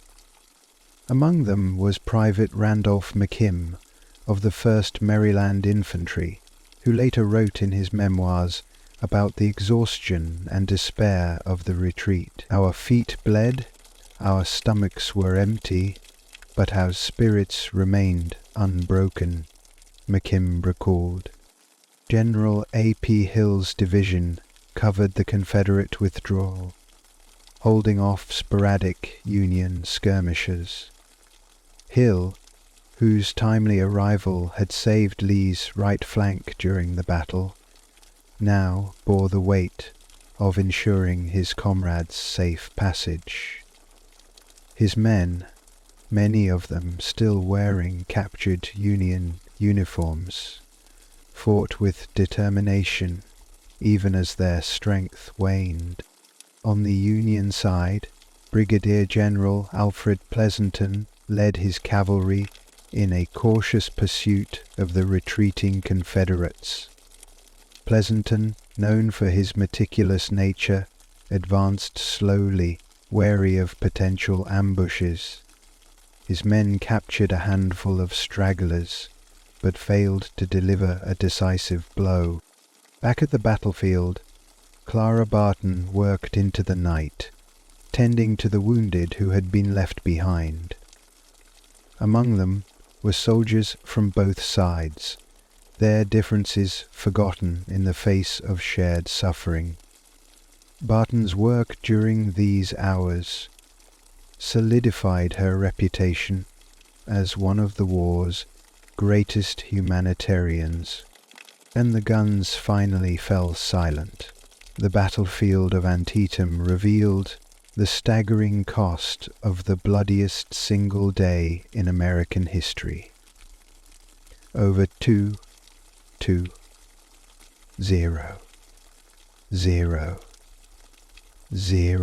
men had been killed, wounded, and declared missing. The Mexican-American War and the Spanish-American War. Dr. Jonathan Letterman, the Union Army's chief medical officer, worked tirelessly to organize the removal of the wounded. His system of triage and evacuation, revolutionary at the time, saved countless lives. Letterman personally oversaw the transportation of soldiers to field hospitals. His calm demeanor of such a recovery for his overworked staff. Alexander Gardner returned to the battlefield to document its grim reality. His photographs, taken in the days following the battle, captured the shattered remains of Bloody Lane, the bodies strewn across the cornfield, and the devastation at Burnside's Bridge. These images would bring the brutality of war into stark relief for those on the home front, challenging romanticized notions of glory and honor. In Washington, President Abraham Lincoln awaited news from McClellan. Though the Union had held the field, Lincoln was disappointed by McClellan's failure to destroy Lee's army. Still, the president saw an opportunity to use the battle's outcome to shift the war's focus.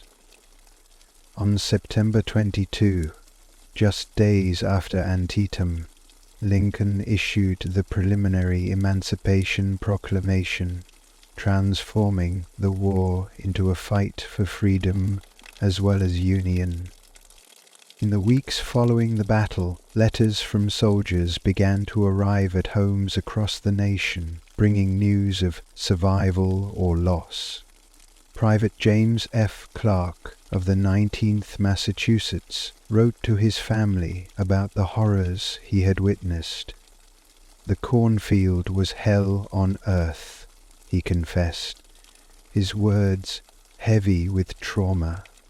I do not know how I survived when so many fell. Colonel John B. Gordon, recovering from his wounds, dictated a letter to his wife. Though proud of his men's bravery at Bloody Lane, Gordon lamented the staggering loss of life. War is a terrible thing, he wrote, and yet we march forward, for we believe our cause is just. Though life is so terrible, a loss of casualty will be left on our troops. For Clara Barton, the letters she received were a source of both solace and sorrow. Families wrote to thank her for saving their sons, brothers, and husbands, while others sought news of loved ones who had gone missing. Barton responded to each letter with care, even as the weight of the war bore down on her. The Battle of Antietam, though tactically inconclusive, marked a turning point in the Civil War. Its impact resonated far beyond the battlefield, shaping the course of the conflict and the lives of those who lived through it. The Battle of Antietam left tens of thousands of soldiers wounded and for Dr. Jonathan Letterman, the Union Army's chief medical officer, the days that followed were a race against time. The battlefield hospitals were overflowing, and many of the wounded still lay scattered across the fields. Under Letterman's leadership, triage systems were established to prioritize care, marking the early development of battlefield medicine. One of the most gruesome sights was in the barns and tents near the Miller farm, where surgeries continued non-stop. Private Lucius Fairchild of the 2nd Wisconsin Infantry had been struck in the left arm during the fighting. He was carried to a makeshift field hospital, where the smell of blood and antiseptics hung thick in the air. "Take it off, doctor," he reportedly told the surgeon with grim resolve. He later wrote to his family, "I am still alive, though less a limb. Let us hope it is for a purpose." End of. Confederate surgeon Dr. Hunter McGuire, known for his skill and composure, worked tirelessly on the other side of the battlefield. Tending to soldiers under Jackson's command, McGuire struggled with the limited resources available to Confederate medics. He later noted, "We had no rest, no food, and little to work with, but the men's courage held us up." One of his patients was Colonel John B. Gordon, who had sustained multiple wounds at Bloody Lane, but miraculously survived. The work of Letterman and McGuire represented two opposing sides of the war, yet both shared a common goal: saving lives amidst the horror. These surgeons and the men they treated embodied the resilience and humanity that emerged even in the face of unimaginable suffering. In early October, President Abraham Lincoln visited the Antietam battlefield to meet with General McClellan and assess the condition of the Union Army. Lincoln arrived with his signature stovepipe hat and a somber expression, reflecting the immense toll of the battle. As he walked among the troops, many of whom had fought at Antietam, he offered words of encouragement and gratitude. Photographer Alexander Gardner captured one of the most famous images of the war during this visit, a photograph of Lincoln standing beside McClellan. The stark contrast between Lincoln's tall, lean figure and McClellan's shorter, more stocky build seemed to symbolize their differing approaches to the war. Lincoln, frustrated by McClellan's cautious nature, used the visit to press for more aggressive action. "If General Lee's army is not destroyed now, it will be my fault and yours," Lincoln reportedly told McClellan. Among the soldiers Lincoln met was Private William Child of the 5th New Hampshire Volunteers. Child, who later became a doctor, was struck by Lincoln's compassion. He had a way of speaking to the men that made them feel they were truly valued. Child wrote in a letter home, "As the Confederate Army retreated across the Potomac, General A.P. Hill found himself at the center of another critical moment. Hill's division had been instrumental in halting Burnside's advance during the battle, but the cost had been enormous. His men were exhausted, their uniforms tattered, and their supplies nearly gone. Hill's actions during and after Antietam solidified his reputation as one of Lee's most reliable generals. Though his division was battered, they had fought with a determination that would be remembered long after the war ended. For the civilians of Sharpsburg, The battle brought terror and devastation to their doorstep. Families who had lived peacefully in the small Maryland town suddenly found themselves in the middle of one of the bloodiest battles in American history. Barbara Fritchie, a 95-year-old Unionist living in Frederick, Maryland, became a symbol of civilian defiance after the battle. Though not directly in Sharpsburg during the fighting, her act of waving a Union flag at Confederate soldiers passing through Frederick was celebrated in the famous poem by John Greenleaf Whittier. "Shoot, if you must, this old grey head, but spare your country's flag." Fritchie was said to have declared, her act of waving a Union flag at Confederate soldiers passing through Frederick was said to have declared, while the accuracy of the story is debated, her spirit captured the loyalty of Union sympathizers in the border states. Closer to the battlefield, the Miller family, whose farm became a focal point of the fighting, returned to find their property destroyed. The cornfield, once a symbol of abundance, was now a wasteland littered with bodies. Samuel Miller, the patriarch, reportedly said, "This land will never feel the same again."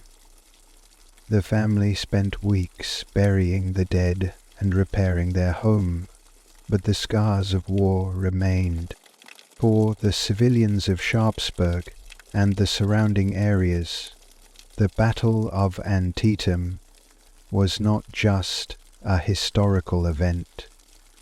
It was a personal tragedy. Their resilience in the aftermath was a testament to the human spirit's ability to endure, even in the face of overwhelming loss. The sunken road, which later became known as Bloody Lane, was one of the most fiercely contested parts of the Battle of Antietam. Confederate General Daniel Harvey Hill had positioned his troops along this natural trench, believing it would serve as an effective defensive line. However, the very feature that provided cover for his men also became a deadly trap. Colonel John B. Gordon, commanding the 6th Alabama Infantry, stood firm at the center of the sunken road. Gordon, a charismatic leader, inspired his men with his presence, even as Union forces closed in. Throughout the day, Gordon was struck multiple times. His arm, leg, shoulder, and face were hit by bullets, but he refused to leave the field. "Hold your ground, boys," he shouted, blood streaming down his face. Later, he would recall how the sheer determination of his men allowed them to hold the line longer than anyone thought possible. On the Union side, Brigadier General Israel B. Richardson directed his forces against the Confederate position. The Irish Brigade, commanded by Brigadier General Thomas Francis Meagher, led the assault. The Irish Brigade, known for their tenacity, charged the Confederate line with bayonets fixed, their emerald green flag fluttering in the smoke-filled air. Meagher, shouting encouragement from horseback, was deeply respected by his men, though they suffered heavy losses. Their bravery in the face of withering fire became legendary. It led to the creation of the 29th Acadian Army Regiment. By the time the fighting subsided, the sunken road was a horrific sight. Bodies lay piled upon one another, the trench filled with blood and broken weapons. For many who fought there, The memories of Bloody Lane would haunt them for the rest of their lives. Gordon, barely clinging to life, was carried off the field, while Meagher mourned the staggering losses among his men. Clara Barton, later known as the founder of the American Red Cross, played a critical role during and after the Battle of Antietam.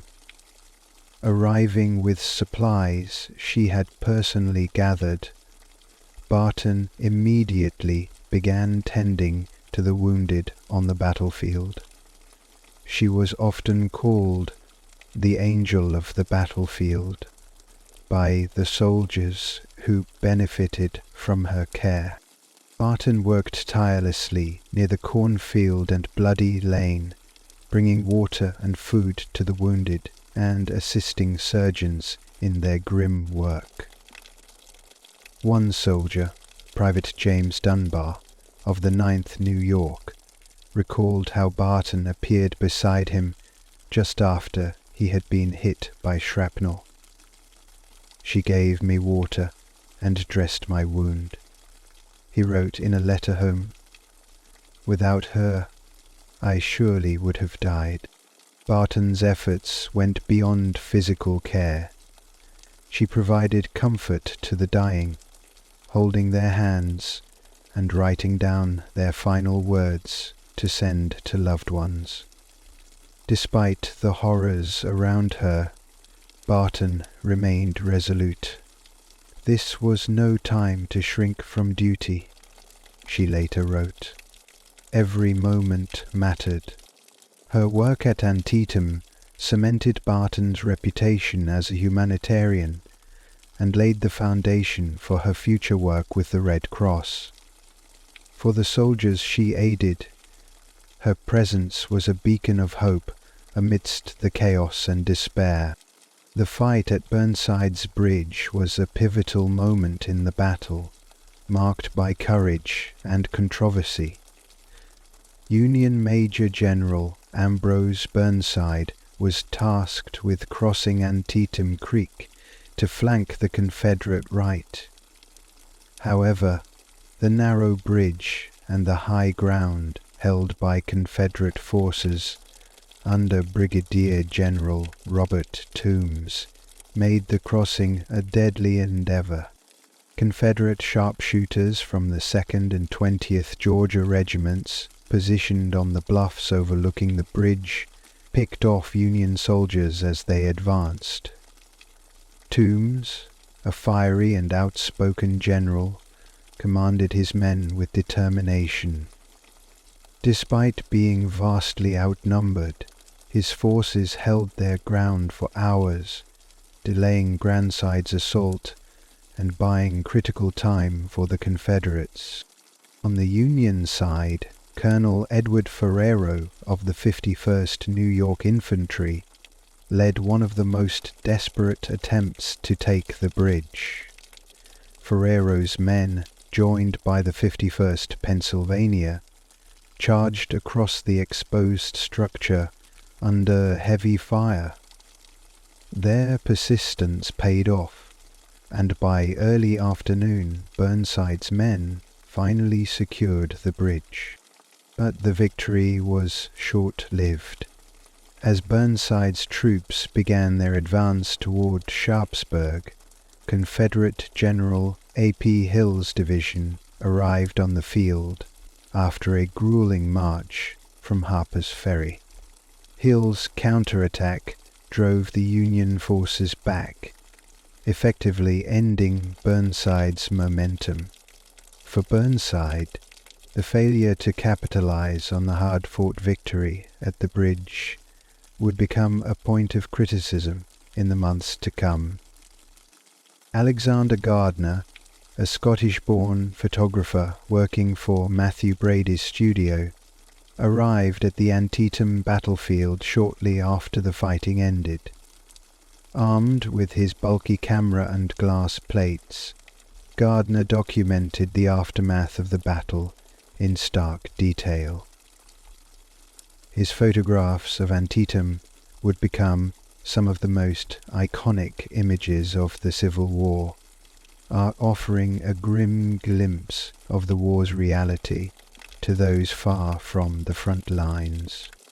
Gardner's most famous images included scenes from Bloody Lane, where the bodies of Confederate soldiers lay heaped in the trench, and the area near Dunker Church, where shattered trees and artillery remnants bore witness to the ferocity of the battle.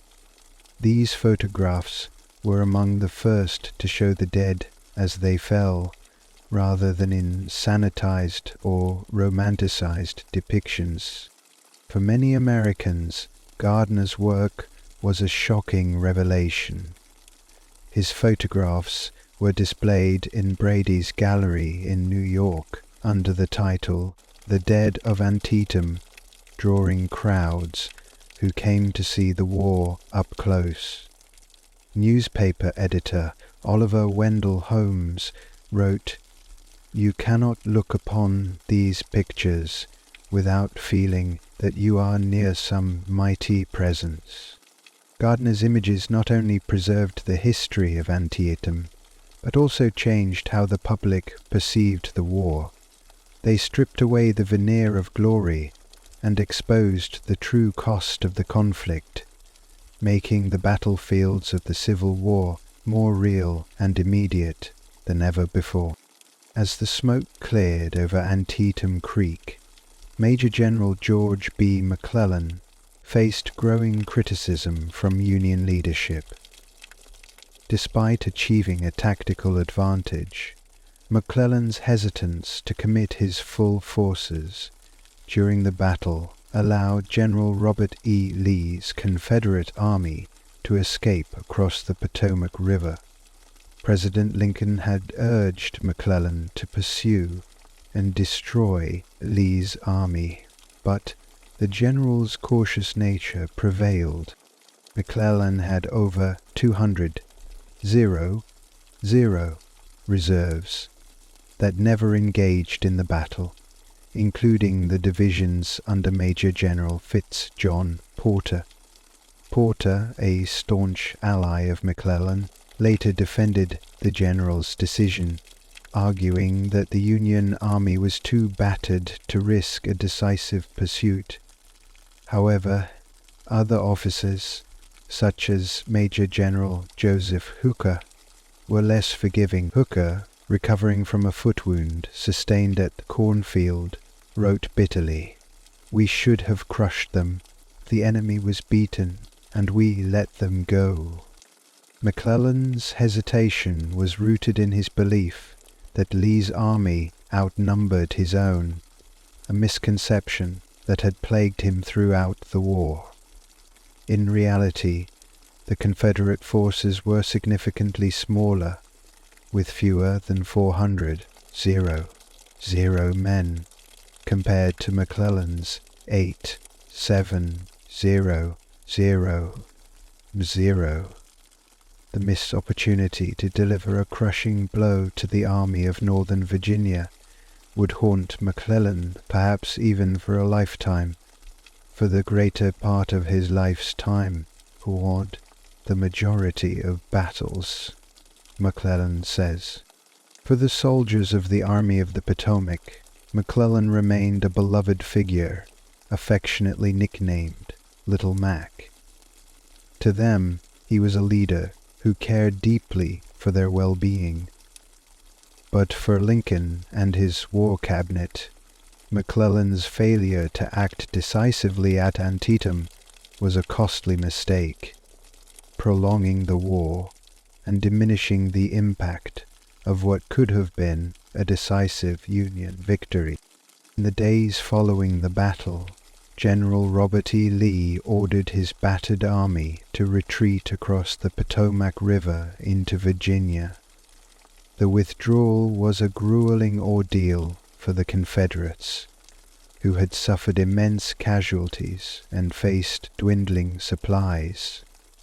Lee, ever composed, personally directed the retreat, ensuring his men crossed safely despite Union cavalry harassment. Brigadier General James Longstreet, Lee's trusted lieutenant, took charge of organizing the rear guard. Longstreet's calm demeanor and strategic mind were instrumental in preventing the retreat from turning into a rout. One of his officers, Colonel John S. Mosby, later recalled, "Longstreet was like a rock. He gave the men confidence, even in their most desperate hour." Among the Confederate soldiers trudging southward was Private Sam Watkins of the 1st Tennessee Infantry. Watkins, who later chronicled his experiences in his memoir Co-Age, described the retreat as a time of exhaustion and reflection. "We were worn out, hungry, and defeated, but we marched on. We still believed in General Lee, and that belief kept us moving."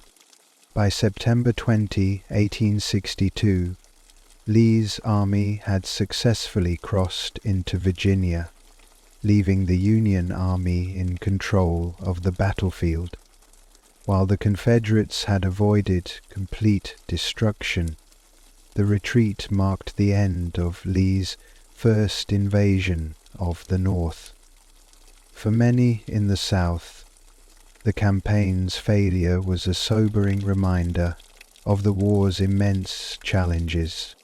For the residents of Sharpsburg, the days after the battle were a nightmare of unimaginable proportions. The small town, which had been home to fewer than 1,000 people, was overwhelmed by the aftermath of the bloodiest single day in American history. Homes, barns, and churches were turned into makeshift hospitals, and the fields around the town were littered with the dead and the dying. Dr. William Child, a Union surgeon from the 5th New Hampshire Volunteers, described the grim work of tending to the wounded. "The sight is too horrible to describe," he wrote in a letter to his wife. "Men without arms, without legs, many without heads, many without burial." Child's letters, filled with raw emotion, offer a harrowing glimpse into the human cost of the battle. The Dunker Church, a simple whitewashed structure that had been at the center of the fighting, became a symbol of the war's devastation. Clara Barton worked tirelessly in and around the church, bringing aid to the wounded. Local residents like farmer Samuel Mummer returned to find their homes destroyed. Mummer's house, burned to the ground by Confederate soldiers to prevent it from being used as a Union stronghold, was a total loss. He later said, "I felt as though my life's work had been swept away in an instant." The town of Sharpsburg would take years to recover from the devastation. Yet, even amid the destruction, the resilience of the town's people shone through. They buried the dead, rebuilt their homes, and tried to restore a sense of normalcy. For those who lived through it, the Battle of Antietam would remain an indelible memory. The Union strategic victory at Antietam provided President Abraham Lincoln with the opportunity he had been waiting for. On September 22, 1862, just 5 days after the battle, Lincoln issued the preliminary Emancipation Proclamation. The document declared that all enslaved people in Confederate-held territory would be freed. As of January 1, 1863, the Emancipation Proclamation transformed the nature of the Civil War. What had begun as a conflict to preserve the Union now took on a moral dimension, becoming a war to end slavery. For Lincoln, the decision was as much a strategic move as it was a moral one. By framing the war as a fight for freedom, he hoped to discourage European powers like Britain and France from recognizing the Confederacy. Union soldiers reacted to the proclamation with mixed feelings. Some, like Sergeant Charles Wills of the 8th Illinois Cavalry, welcomed the shift in focus. "This is what we have been fighting for," Wills wrote in his diary. Others, however, expressed skepticism or outright opposition, believing the war should remain solely about preserving the Union. For the enslaved people in the South, the Emancipation Proclamation was a beacon of hope. Though it did not immediately free anyone, it signaled a turning point in the fight against slavery. Formerly enslaved men, like Frederick Douglass, who had long advocated for emancipation, hailed the proclamation as a milestone. Douglass wrote, "The abolition of slavery was the mission of this war, and the mission is now clear to all." The Battle of Antietam, with its unprecedented bloodshed, had paved the way for this monumental shift. Lincoln later reflected, "I made a solemn vow before God that if General Lee was driven back from Maryland, I would crown the result by the declaration of freedom to the slaves." The Union advance, led by Major General Ambrose Burnside, was on the verge of breaking through Confederate defenses late on the afternoon of September 17, 1862. Burnside's forces had finally secured the stone bridge over Antietam Creek and were pressing toward Sharpsburg. Victory seemed within reach for the Union, but in one of the most dramatic moments of the battle, Confederate Major General Ambrose Burnside was on the verge of breaking through Confederate defenses late on the afternoon of September 17, 1862. Burnside's forces had finally secured the stone bridge over Antietam Creek, but was shortly declared to have been unsuccessful towards the end of the Civil War, and in the depth of winter that followed, Hill's men, known as the Light Division, had marched nearly 17 miles from Harper's Ferry, many in bare feet and tattered uniforms. The speed and determination of Hill's forces exemplified the resilience of the Confederate Army. As Hill's division arrived on the southern edge of the battlefield, the general himself leaped into action, directing his troops to strike Burnside's left flank. Among Hill's men was Brigadier General Maxcy Gregg, commanding one of the brigades that launched a ferocious counterattack. Gregg's brigade, made up of South Carolinians, slammed into the Union lines, driving Burnside's forces back toward Antietam Creek. The sudden and overwhelming assault turned the tide, preventing a Union breakthrough and forcing Burnside to retreat. For Hill, the victory at Antietam was a personal triumph. His arrival not only preserved Lee's army, but also cemented his reputation as one of the Confederacy's most aggressive and effective commanders. Later, Hill's men would take pride in their role, claiming they had saved the day for the Confederacy. Henry Kyd Douglas, a young officer on General Stonewall Jackson's staff, was one of the few Confederate officers who recorded his experiences at Antietam in vivid detail. Douglas, a native of Shepherdstown, Virginia, now West Virginia, was well educated and known for his inner workings into the inner workings of Jackson's command during the battle. Douglas was with Jackson as the general directed the defense of the Confederate left flank near the Dunker Church and the West Woods. Jackson, known for his stoic demeanor, remained calm even as the Union assaults threatened to overwhelm his lines. Douglas later wrote, "There was no fear in Jackson, only the quiet determination of a man who believed he was doing God's work." As a staff officer, Douglas carried orders across the battlefield, often riding through heavy fire to relay Jackson's commands. On one occasion, he narrowly escaped death when a Union shell exploded nearby, killing his horse and leaving him dazed.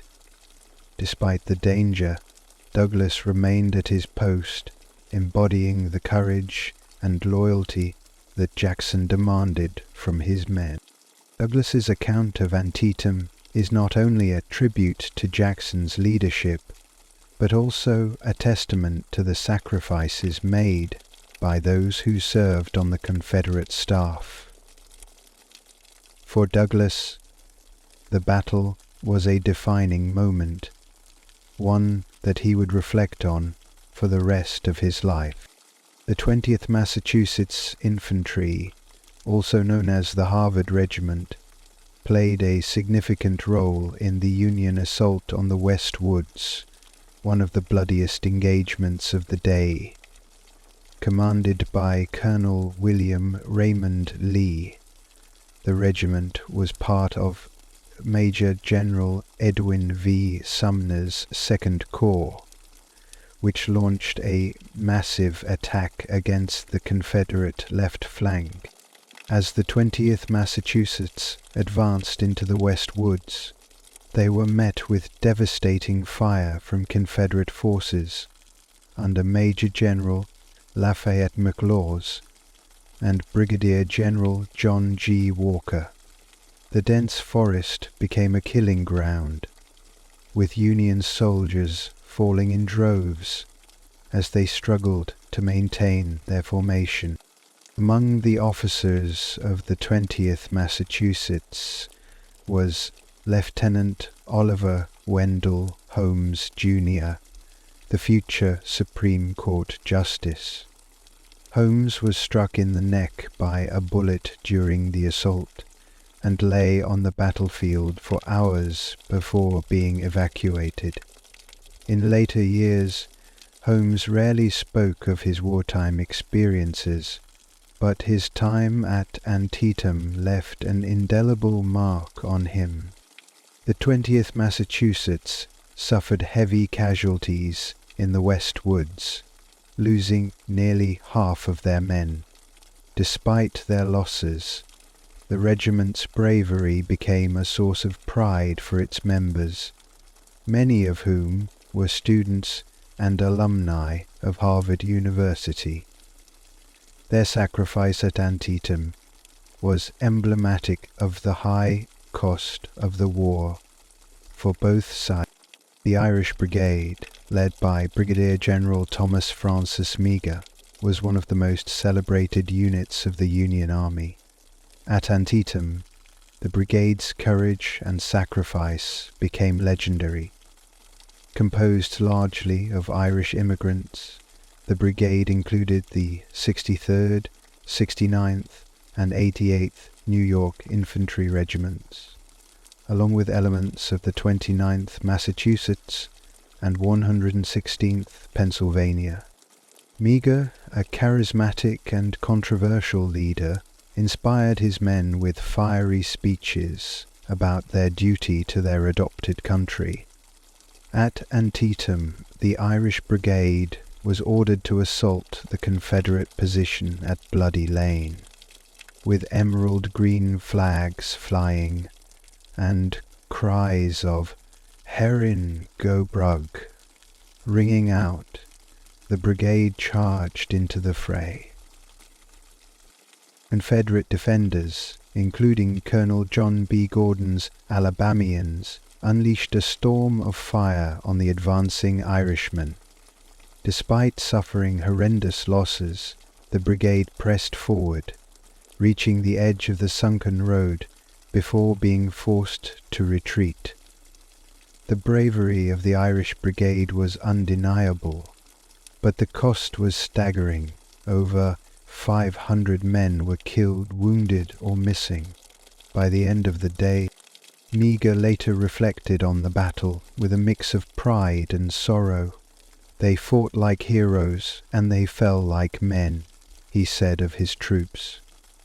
The Irish Brigade's actions at Antietam solidified their reputation as one of the Union Army's most fearless units, and added another chapter to their storied legacy. As the sun set over Antietam Creek, Clara Barton worked tirelessly amidst the chaos. Known as the Angel of the Battlefield, Barton had arrived at Antietam with wagons full of medical supplies that she had personally collected. Her presence would save countless lives during one of the bloodiest battles in American history. Barton and her small team of volunteers set up field stations near the front lines, often working under fire.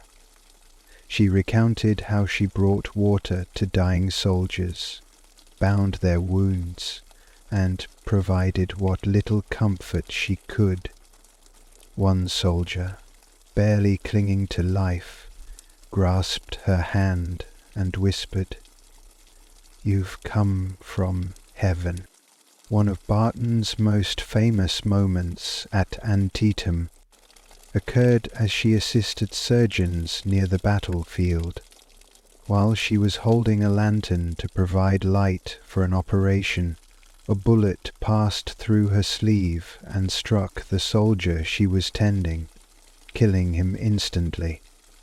Barton later reflected on the randomness of survival in war, writing, "I have been near death, but it always passed me by." Her work at Antietam cemented her reputation as a tireless advocate for soldiers.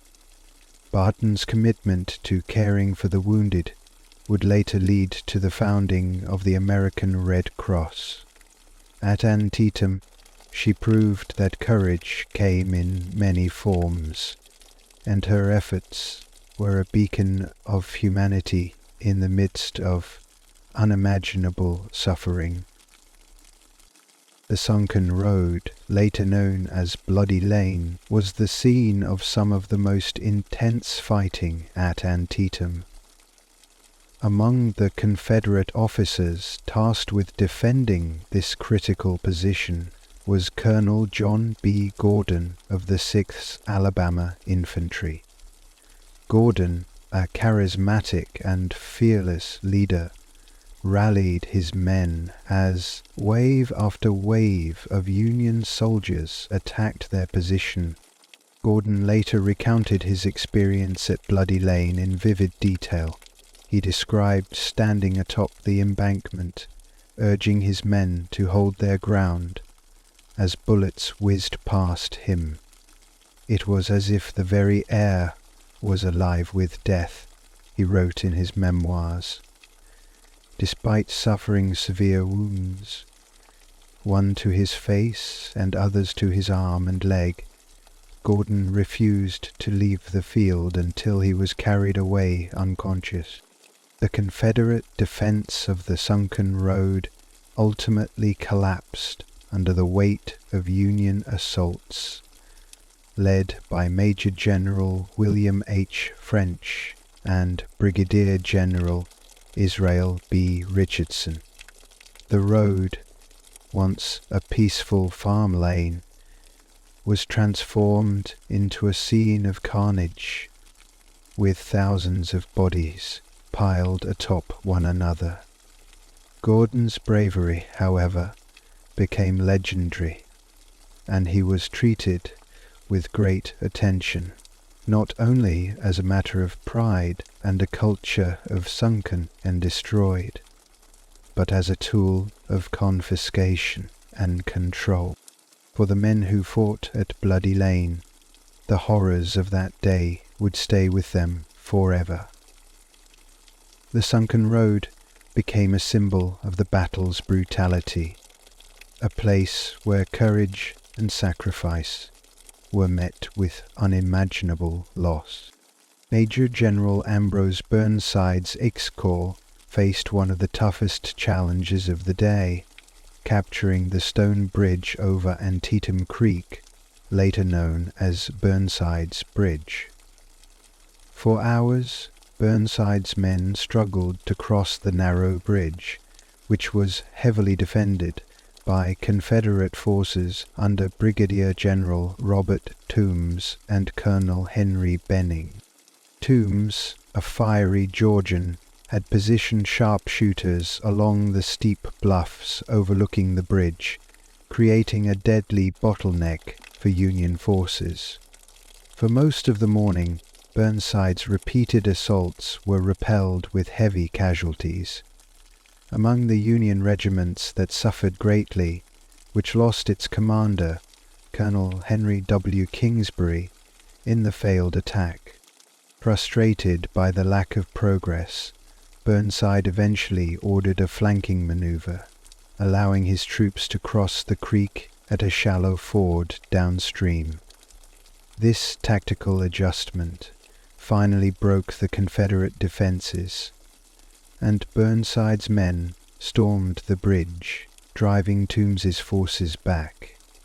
However, the delay had given Lee enough time to reinforce his lines with A.P. Hill's arriving division on the Pacific. Burnside's actions at Antietam were widely criticized for their lack of urgency, a pattern that would haunt his military career. Despite the controversy, the bravery of the men who fought at the Stone Bridge remains a testament to the courage required to face almost certain death. Dr. Jonathan Letterman, the Union Army's medical director, was a key figure in transforming battlefield medicine during the Civil War. At Antietam, his innovative approach to organizing medical care saved countless lives. Letterman had recently introduced an ambulance corps and a triage system that prioritized the treatment of their wounded based on the severity of their injuries. As the battle unfolded, Letterman's system was put to the ultimate test. Ambulances moved swiftly across the battlefield, evacuating the wounded to field hospitals set up in barns, churches, and private homes. Surgeons, often overwhelmed by the sheer number of casualties, worked tirelessly to save lives. Letterman personally oversaw the operation, ensuring that soldiers received prompt care. One of Letterman's most significant contributions was the establishment of a field hospital near the Pry House, which served as McClellan's headquarters. Here, Letterman coordinated the treatment of thousands of soldiers, including both Union and Confederate wounded. His methods were revolutionary for their time and would later become the foundation of modern military medicine. Despite the chaos and horror of Antietam, Letterman's work provided a glimmer of hope. His commitment to improving medical care reflected a broader effort to humanize the war and mitigate its suffering. For the soldiers who survived, Letterman's legacy was one of compassion and innovation in the face of unimaginable adversity. In early October 1862, less than a month after the battle, President Abraham Lincoln visited the Antietam battlefield. Lincoln's visit was both a gesture of solidarity with the troops and an opportunity to assess General McClellan's leadership firsthand. Accompanied by photographers Alexander Gardner, Lincoln's visit brought a moment of solemn reflection to the scarred landscape.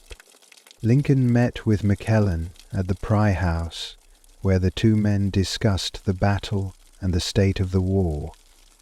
The president's towering figure and somber demeanor contrasted with McClellan's polished but cautious manner. While McClellan defended his decisions at Antietam, Lincoln's growing frustration with his general was evident. During his visit, Lincoln toured the battlefield, speaking with soldiers and observing the aftermath of the fighting.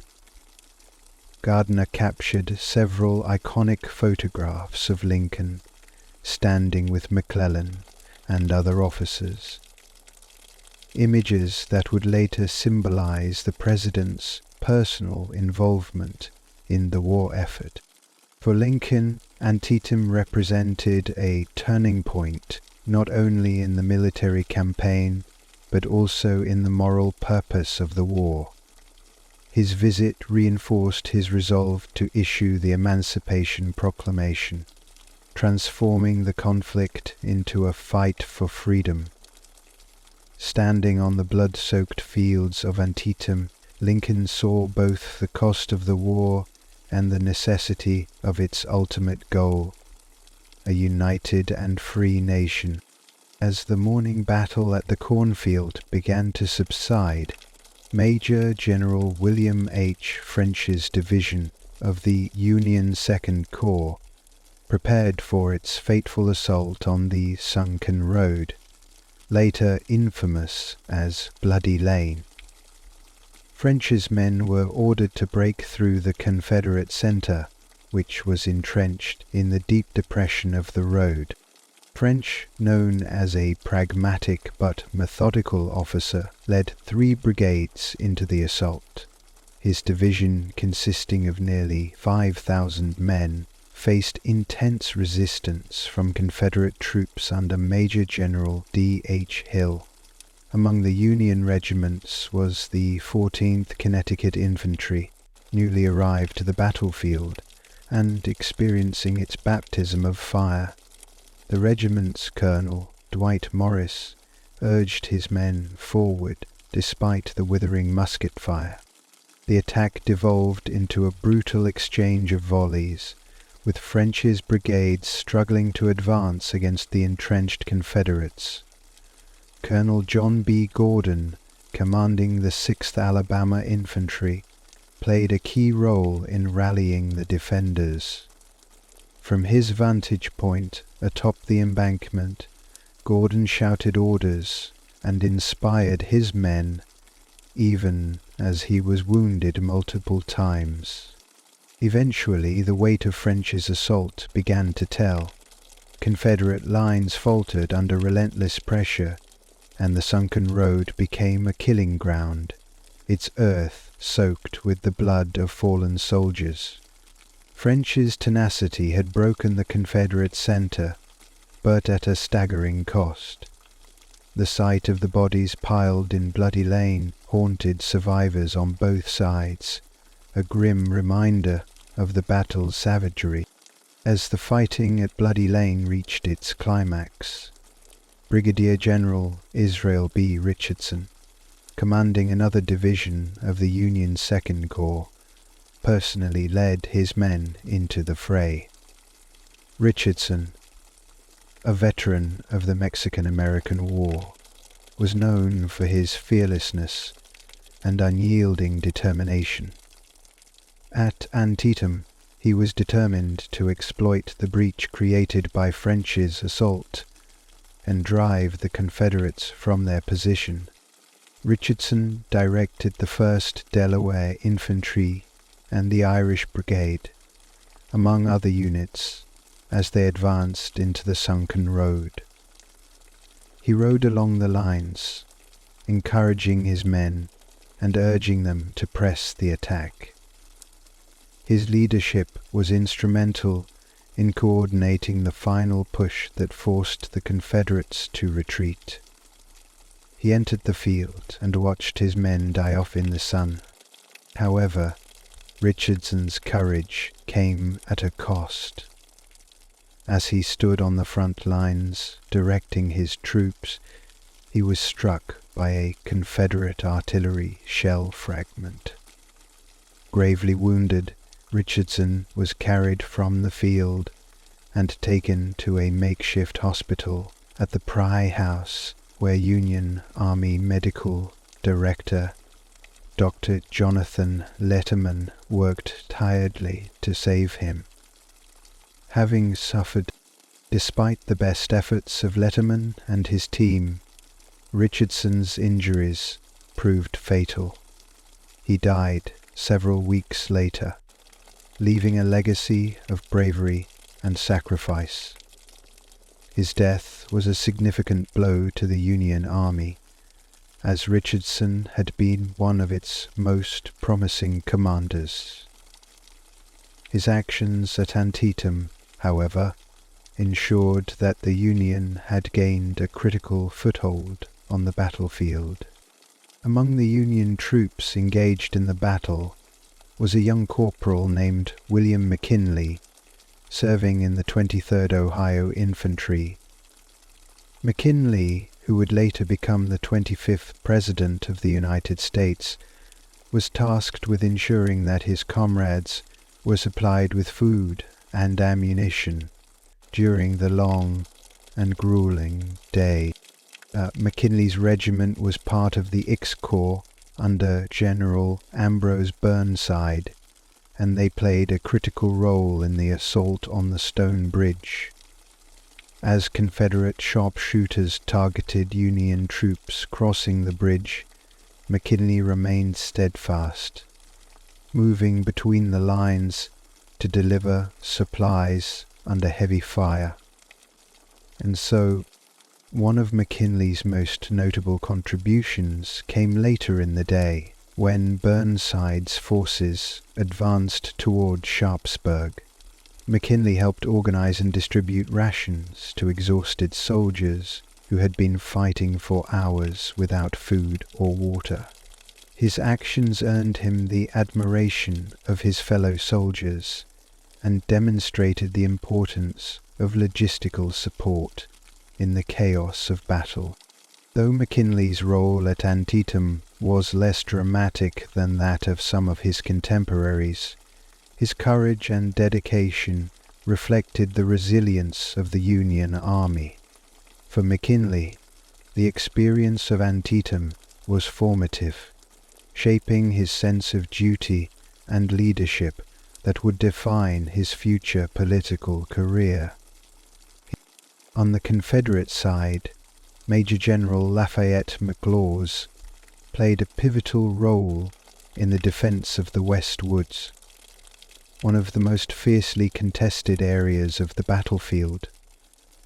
McLaws, commanding a division of troops from the Army of Northern Virginia, was tasked with reinforcing General Stonewall Jackson's left flank against Union attacks. McLaws's men arrived just in time to repel the advance of Major General Edwin V. Sumner's Second Corps. The Union assault, which had initially gained ground, faltered as McLaws's troops unleashed a devastating counterattack. Among McLaws's regiments was the 10th Georgia Infantry, whose soldiers fought with determination despite heavy losses. McLaws himself was a steady and composed leader, directing his division with precision and ensuring that his lines held firm. His timely intervention in the West Woods not only prevented a Union breakthrough, but also inflicted severe casualties on Sumner's corps. The engagement left the woods littered with dead and wounded, a stark testament to the ferocity of the fighting. For McLaws, Antietam was a defining moment in his military career. His ability to stabilize the Confederate left flank under intense pressure earned him the respect of his peers and demonstrated the resilience of Lee's army in the face of overwhelming odds.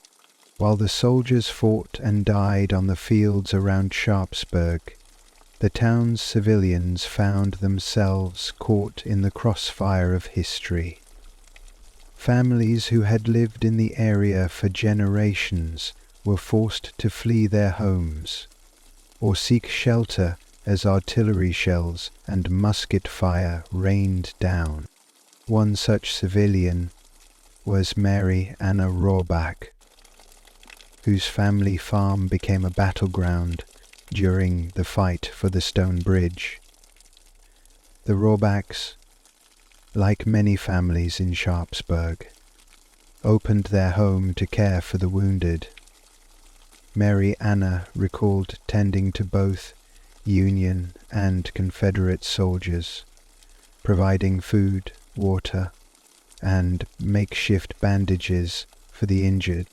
The Pry family, whose house served as General McClellan's headquarters, also experienced the war up close. Philip Pry, the patriarch, struggled to protect his property as thousands of soldiers camped on his land.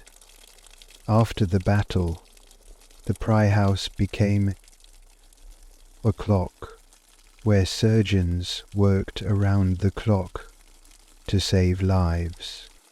For the civilians of Sharpsburg, the Battle of Antietam was a nightmare that left scars long after the guns fell silent. Their resilience in the face of unimaginable hardship was a testament to the human spirit and the sacrifices made by those who found themselves caught in the storm of war. The air was thick with smoke and the deafening roar of cannon fire. It was February 23rd, 1847, and the Battle of Buena Vista was in full swing. Captain John Paul Jones O'Brien stood at the crest of a hill, his heart pounding in his chest. The Mexican forces, led by General Antonio Lopez de Santa Anna, were relentless. O'Brien barked orders to his artillery crew, desperately trying to hold the line as waves of Mexican soldiers surged forward. Amid the chaos, he caught sight of a young private, Thomas McCaffrey, who was barely out of his teens, firing his rifle with a determined yet terrified expression. O'Brien's position was precarious. The terrain at Buena Vista was a series of ridges and valleys, perfect for artillery but challenging for infantry maneuvers. As he directed his men, he saw Major Braxton Bragg a few hundred yards away, his artillery pieces blasting away at the advancing Mexican troops. "Give them a little more grape, Captain Bragg," O'Brien shouted, a phrase that would become legendary in the annals of American military history. Bragg's cannons roared in response, sending canisters of grape shot tearing through the enemy ranks. On the Mexican side, General Santa Anna was determined to break the American lines. His strategy involved multiple attacks aimed at different points, hoping to exploit any weaknesses. Santa Anna, a charismatic and controversial figure, rode along his lines, many of whom were inexperienced conscripts. The battle swayed back and forth, with both sides suffering heavy casualties. Private Thomas McCaffrey, despite his youth and fear, fought with courage. He reloaded his rifle with trembling hands, the sounds of battle filling his ears. He thought of his family back in Ohio and the farm he had left behind. The sight of fallen comrades around him steeled his resolve. He aimed carefully and fired, watching as his shot found its mark. The moments of respite between volleys allowed him to catch his breath, but the moments of respite was birth and forward, barking in his throat. The first air bit was always short-lived. General Antonio Lopez de Santa Anna surveyed the battlefield through his spyglass, his expression a mix of frustration and determination. The American forces, though outnumbered, were holding their ground with unexpected tenacity. Santa Anna knew the stakes were high. Victory here could turn the tide of the war in Mexico's favor. He ordered his troops to press the attack, urging his officers to break the American lines. As he watched his men charge, he couldn't shake the feeling that this battle would be remembered as a pivotal moment in his career, whether as a triumph or a tragic defeat. Santa Anna's past was a tapestry of triumphs and failures. He had been president of Mexico multiple times, a hero of the nation's independence struggle and a figure of both admiration and scorn. As he watched the battle unfold, memories of past conflicts flashed through his mind. He had faced many adversaries, both foreign and domestic, but the Americans posed a unique challenge. Their discipline and firepower were formidable, and Santa Anna knew he had to break their spirit to win. The Mexican general's strategy was bold. He aimed to outflank the Americans, using the rugged terrain to his advantage. He dispatched General Francisco Pacheco with a strong force to attack the American left, hoping to find a weak spot. Meanwhile, he coordinated with General Manuel Lombardini to maintain pressure on the center. Santa Anna's orders were clear: push forward at all costs. The fate of the nation depended on their success. As the battle raged on, Santa Anna rode among his troops, offering words of encouragement. His presence lifted the spirits of his men, who admired his bravery and leadership. The sight of their general on the front lines inspired them to fight harder, despite the overwhelming odds. Santa Anna knew that this battle was not just about military tactics. It was a test of will and resolve. He was determined to prove that Mexico could stand up to its northern neighbor. The sight of their general on the front lines inspired them to fight harder, despite the battle was not just about military tactics. It was a test of mental strength and tenacity. Amid the gunfire and chaos, Dr. Jonathan Letterman and his team of medics worked tirelessly to tend to the wounded. The makeshift field hospital was a grim scene of blood and desperation. Letterman, known for his innovative approach to battlefield medicine, moved from soldier to soldier and performing emergency surgeries. He paused briefly to wipe the sweat from his brow and caught sight of a young Mexican boy, no older than 14, clutching his side in pain. Without hesitation, Letterman knelt beside him, knowing that in this moment compassion transcended national boundaries. The field hospital was a place of stark contrasts. The sounds of battle outside were relentless, but inside there was a different kind of urgency. The wounded arrived in a steady stream, carried by stretcher bearers who risked their lives to bring them to safety. Dr. Letterman's team worked with practiced efficiency, each member knowing their role. The surgeon's hands moved with precision, his mind focused on saving the men's lives as possible. Dr. Letterman's innovations were critical in this chaotic environment. He had introduced the use of ambulances to quickly transport the injured from the battlefield to the field hospital, a practice that would later become standard in military medicine.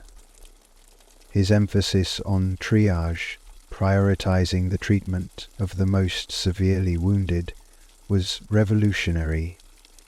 Letterman knew that time was of the essence and that every minute saved could mean the difference between life and death. Among the wounded was Private William Worth, a young soldier who had taken a bullet to the leg. As Letterman examined the injury, he spoke reassuringly to the private, explaining that he would do everything possible to save his leg. The surgeon's calm demeanor had a soothing effect on the terrified soldier. Letterman worked quickly, his mind blocking out the noise and focusing solely on the task at hand.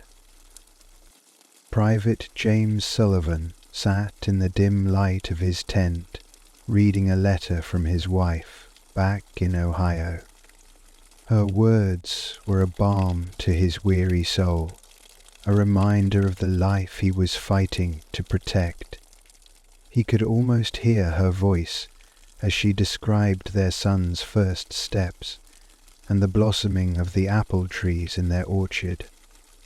Close to his heart, as he stepped outside, the distant sound of cannons reminded him of the stark contrast between the peaceful scenes of home and the brutal reality of war. Sullivan's tent was a small haven amidst the chaos of the camp. The letter, written in his wife's delicate handwriting, transported him back to a simpler time.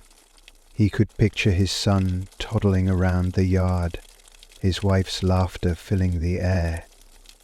The longing for home was a constant ache. They were a lifeline, a tangible connection to the world he hoped to return to. The camp was a bustling hub of activity, with soldiers preparing for the next day's battle. Sullivan joined his comrades by the campfire, where they shared stories and letters from home. The camaraderie among the men was palpable, a brotherhood forged in the crucible of war. They talked about their families, their hopes, and their fears. The letters were a reminder of what they were fighting for, and a source of motivation to keep going, no matter how tough the conditions became. Corporal Michael O'Brien, sitting next to Sullivan, shared a letter from his sister, filled with news of the family farm in Kentucky. The stories of harvests and community events seemed worlds away from the dusty, dangerous reality of the battlefield.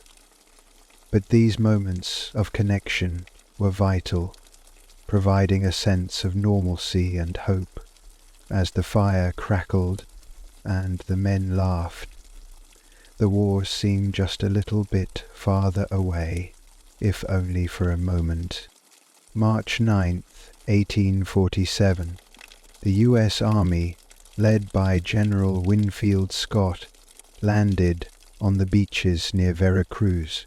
Lieutenant Ulysses S. Grant was among the first to set foot on Mexican soil. The operation was a logistical marvel, involving over 1,200 Zero troops and an extensive naval blockade. Grant marveled at the scale of the operation, but his thoughts were interrupted by the sound of incoming artillery fire. The siege had begun. For the next 20 days, Grant and his comrades would endure a relentless bombardment, testing their resolve and camaraderie. The beachhead was a hive of activity as soldiers disembarked from ships, their equipment and supplies following close behind. Grant, a young and promising officer, was tasked with coordinating the landing and setting up defensive positions. The hot, humid climate of Veracruz was a stark contrast to the temperate weather of his native Ohio.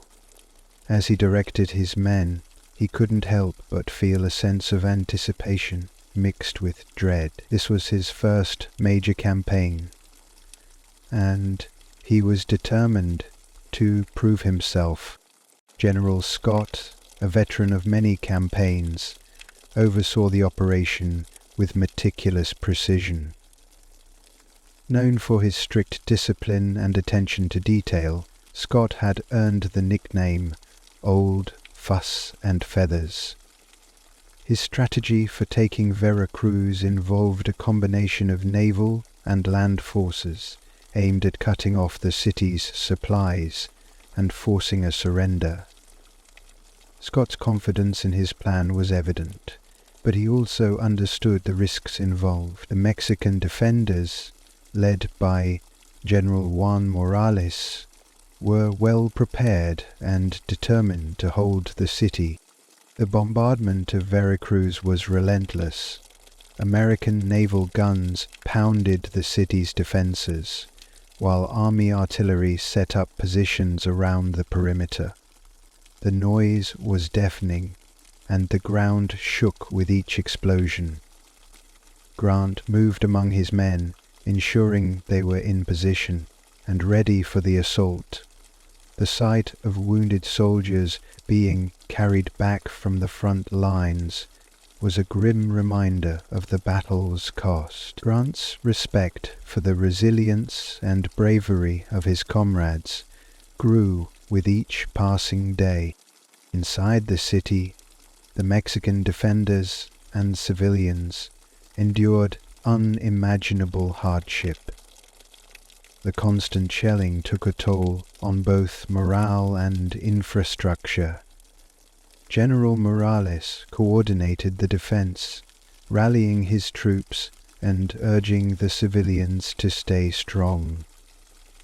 The people of Veracruz showed remarkable resilience, their spirit unbroken despite the devastation around them. As the days wore on, however, the lack of support and resistance persevered, and uncontrolled by fear. The question was not if the city would fall, but when. For the first time, the city was unknown and unfamiliar. On March 29, 1847, after 20 days of relentless siege, Veracruz surrendered. The American forces, led by General Scott, entered the city, marking a significant victory in the Mexican-American War. Lieutenant Grant walked through the devastated streets, witnessing the aftermath of the bombardment. Buildings lay in ruins, and the faces of the civilians bore the scars of the sea. Amid the destruction, Grant found moments of humanity. He helped an elderly woman find her family and shared his rations with starving children. These small acts of kindness amidst the chaos reinforced his belief in the importance of compassion, even in war. The surrender of Veracruz was a turning point in the war. General Scott's strategy had proven effective, and the American forces now had a crucial foothold on Mexican soil. The city's fall demoralized the Mexican defenders and bolstered the confidence of the American troops. Scott, ever the strategist, immediately began planning the next phase of the campaign. His goal was clear: advance inland and capture Mexico City, the heart of the Mexican resistance. Lieutenant Grant, along with his fellow officers, played a key role in the occupation of Veracruz. Their first priority was to restore order and provide aid to the civilian population. The scenes of devastation were a stark reminder of the war's brutality. Grant and his men worked tirelessly to distribute food, provide medical care, and repair essential infrastructure. The gratitude of the local people was evident, even as they mourned their loss of occupation. The aftermath of the siege also brought moments of reflection for the soldiers. Private James Sullivan, who had fought bravely on the front lines, found solace in writing letters home. He described the sights and sounds of Veracruz, the bravery of his comrades, and the resilience of the Mexican people. These letters were a way for him to process his experiences and stay connected to his family. The act of writing provided a sense of normalcy amidst the chaos and reminder of what he was fighting for. Stephen Salzburg. With Veracruz secured, General Scott turned his attention to the ultimate prize, Mexico City. The American army began its arduous march inland, facing not only the challenges of terrain and weather, but also the fierce resistance of the Mexican forces. Lieutenant Grant, now seasoned by the battles he had fought, led his men with disease, ambushes, and the ever-present threat of disease. Grant's leadership and the camaraderie among the soldiers were crucial in keeping morale high during this difficult campaign. The road to Mexico City was fraught with obstacles. The rugged terrain and dense vegetation made progress slow and difficult. The soldiers had to contend with sweltering heat during the day and cold temperatures at night. Supply lines were stretched thin, and the threat of ambushes by Mexican guerrillas was constant. Despite these challenges, the American forces pressed on, driven by their mission and the leadership of General Scott. Grant's leadership skills shone during this march. He was known for his calm demeanor and ability to inspire his men. He led by example, sharing in the hardships and demonstrating unwavering resolve. His ability to adapt to changing circumstances and make quick decisions earned him the respect and loyalty of his troops.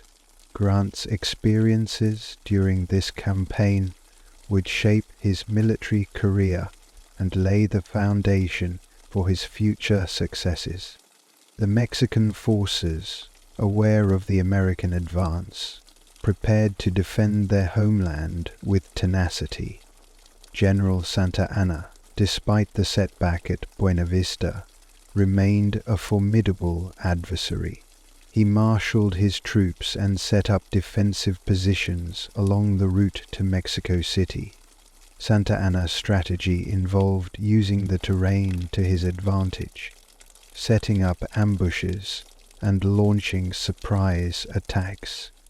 The Mexican soldiers, motivated by a fierce sense of patriotism, fought bravely to repel the invaders. Santa Anna's strategy involved motivating. On April 18, 1847, the American forces encountered a formidable obstacle at the Battle of Cerro Gordo. General Santa Anna had fortified the pass, making it a nearly impregnable position. General Scott, however, devised a brilliant flanking maneuver that caught the Mexican positions of this plan, leading a daring assault on the Mexican positions. The battle was fierce and bloody, but the Americans emerged victorious, opening the road to Mexico City. The Battle of Cerro Gordo was a testament to Scott's strategic genius. Understanding the strength of the Mexican defenses, he ordered a reconnaissance mission to find a way around the pass. Captain Robert E. Lee, an engineer officer, discovered a hidden path that would allow the American forces to outflank the enemy. Scott seized this opportunity, and the plan was set into motion. The success of this maneuver was a turning point in the campaign, showcasing the effectiveness of American military strategy. Grant's role in the battle was pivotal. He led his men through the treacherous terrain, maintaining discipline and focus. The assault on the Mexican positions was intense, with heavy casualties on both sides. Grant's leadership and bravery were instrumental in securing the victory. His ability to stay calm under fire and make quick decisions inspired his men and contributed to the overall success of the operation. The victory at Cerro Gordo had significant implications for the campaign. It demoralized the Mexican forces and opened the way for the American advance. The road to Mexico City was now within reach, and the momentum was firmly on the side of the American army. General Scott, ever the strategist, wasted no time in planning the next phase of the campaign. The fall of Cerro Gordo was a critical step in the march towards Mexico City and the eventual conclusion of the war. Following their victory at Cerro Gordo, the American forces continued their advance towards Mexico City. Their next objective was the city of Puebla, a key strategic location. On May 15, 1847, after a brief but intense engagement, Puebla fell to the Americans.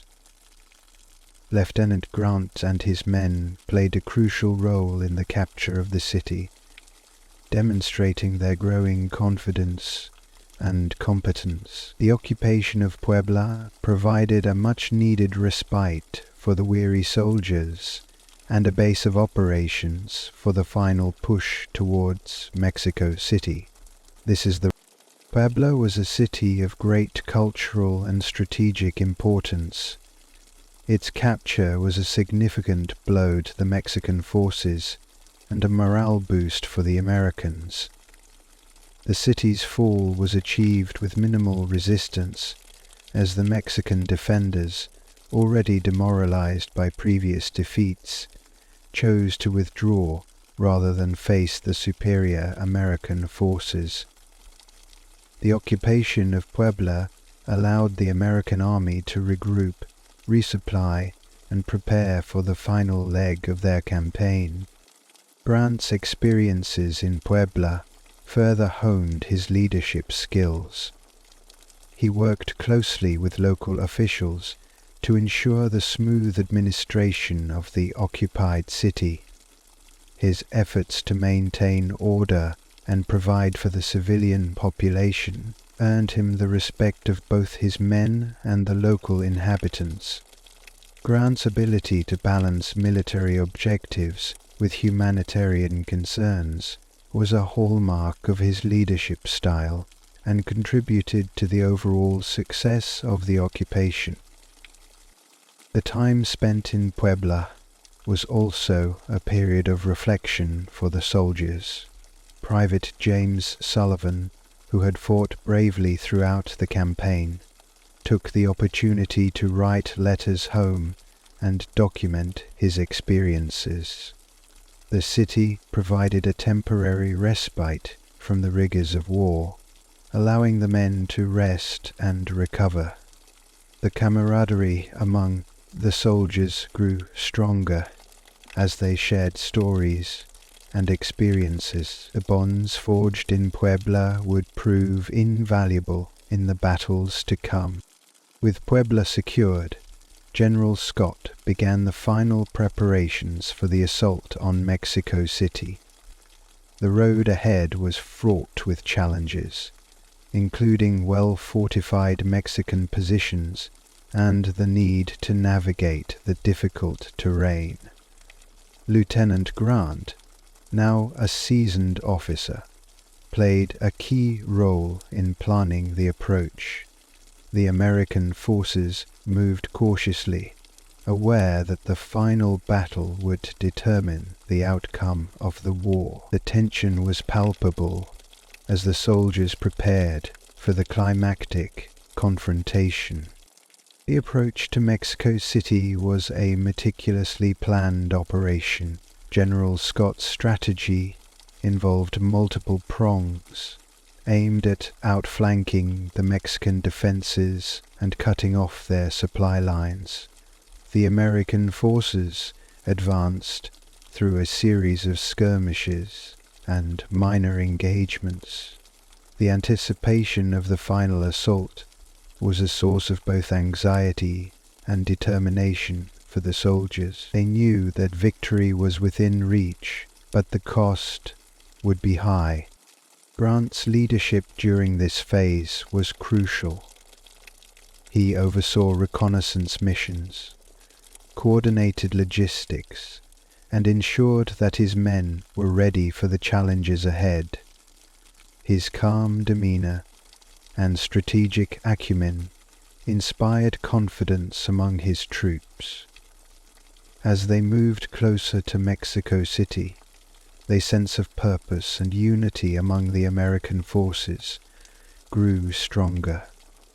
They were determined to see the campaign through to its conclusion, and secured a decisive victory. The Mexican defenders, under the command of General Santa Anna, were equally determined to hold their ground. They fortified their positions and prepared for a last stand. Santa Anna's leadership was marked by a fierce patriotism and a refusal to surrender. He rallied his troops and urged them to fight with all their strength. The stage was set for a monumental clash, one that would determine the fate of the Mexican-American War and the future of both nations. On August 19, 1847, the American forces engaged the Mexican army at the Battle of Contreras, a key engagement on the outskirts of Mexico City.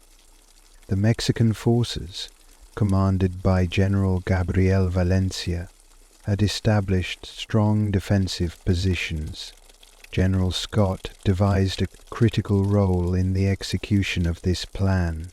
On August 19, 1847, the Mexican forces, commanded by Client Grant and his men, played a critical role in the execution of this plan. The battle was fierce and chaotic, but the Americans' superior tactics and determination secured a decisive victory.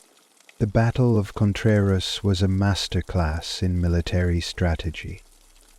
General Scott's plan involved a risky maneuver, moving his forces through difficult terrain under cover of darkness. The element of surprise was crucial, and the success of the operation depended on the precise coordination of multiple units.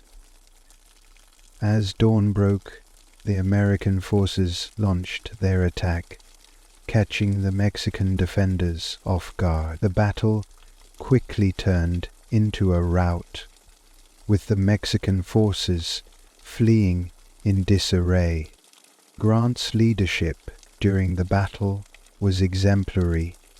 He led his men with courage and determination, navigating the treacherous terrain and maintaining discipline under fire. The chaos of the battlefield tested his resolve, but his ability to stay focused and make quick decisions proved invaluable. The victory at Contreras boosted the morale of the American forces and paved the way for the next phase of the campaign. The aftermath of the battle saw the American forces consolidating their positions and preparing for the final assault on Mexico City. The victory at Contreras had shattered the Mexican defenses and demonstrated the effectiveness of Scott's strategy. The road to the capital was now open, and the American forces were determined to press their advantage. The sense of momentum and unity among the soldiers was palpable as they prepared for the decisive battle that would determine the outcome of the war. The very next day, on August 20, 1847, the American forces engaged the Mexican army at the Battle of Churubusco. This engagement was part of the larger strategy to capture Mexico City. The Mexican defenders, including the Man Patricio Battalion, fought fiercely to hold their positions. Lieutenant Grant and his men were at the forefront of the battle, demonstrating their growing experience and confidence. The fighting was intense, with both sides suffering heavy casualties, but the American forces ultimately prevailed, bringing them one step closer to their goal. The Battle of Churubusco was marked by fierce resistance from the Mexican defenders. The San Patricio Battalion, composed of Irish immigrants who had defected from the American army, fought with remarkable courage and determination. Their defection was driven by a sense of solidarity with the Mexican cause and opposition to what they saw as an unjust war.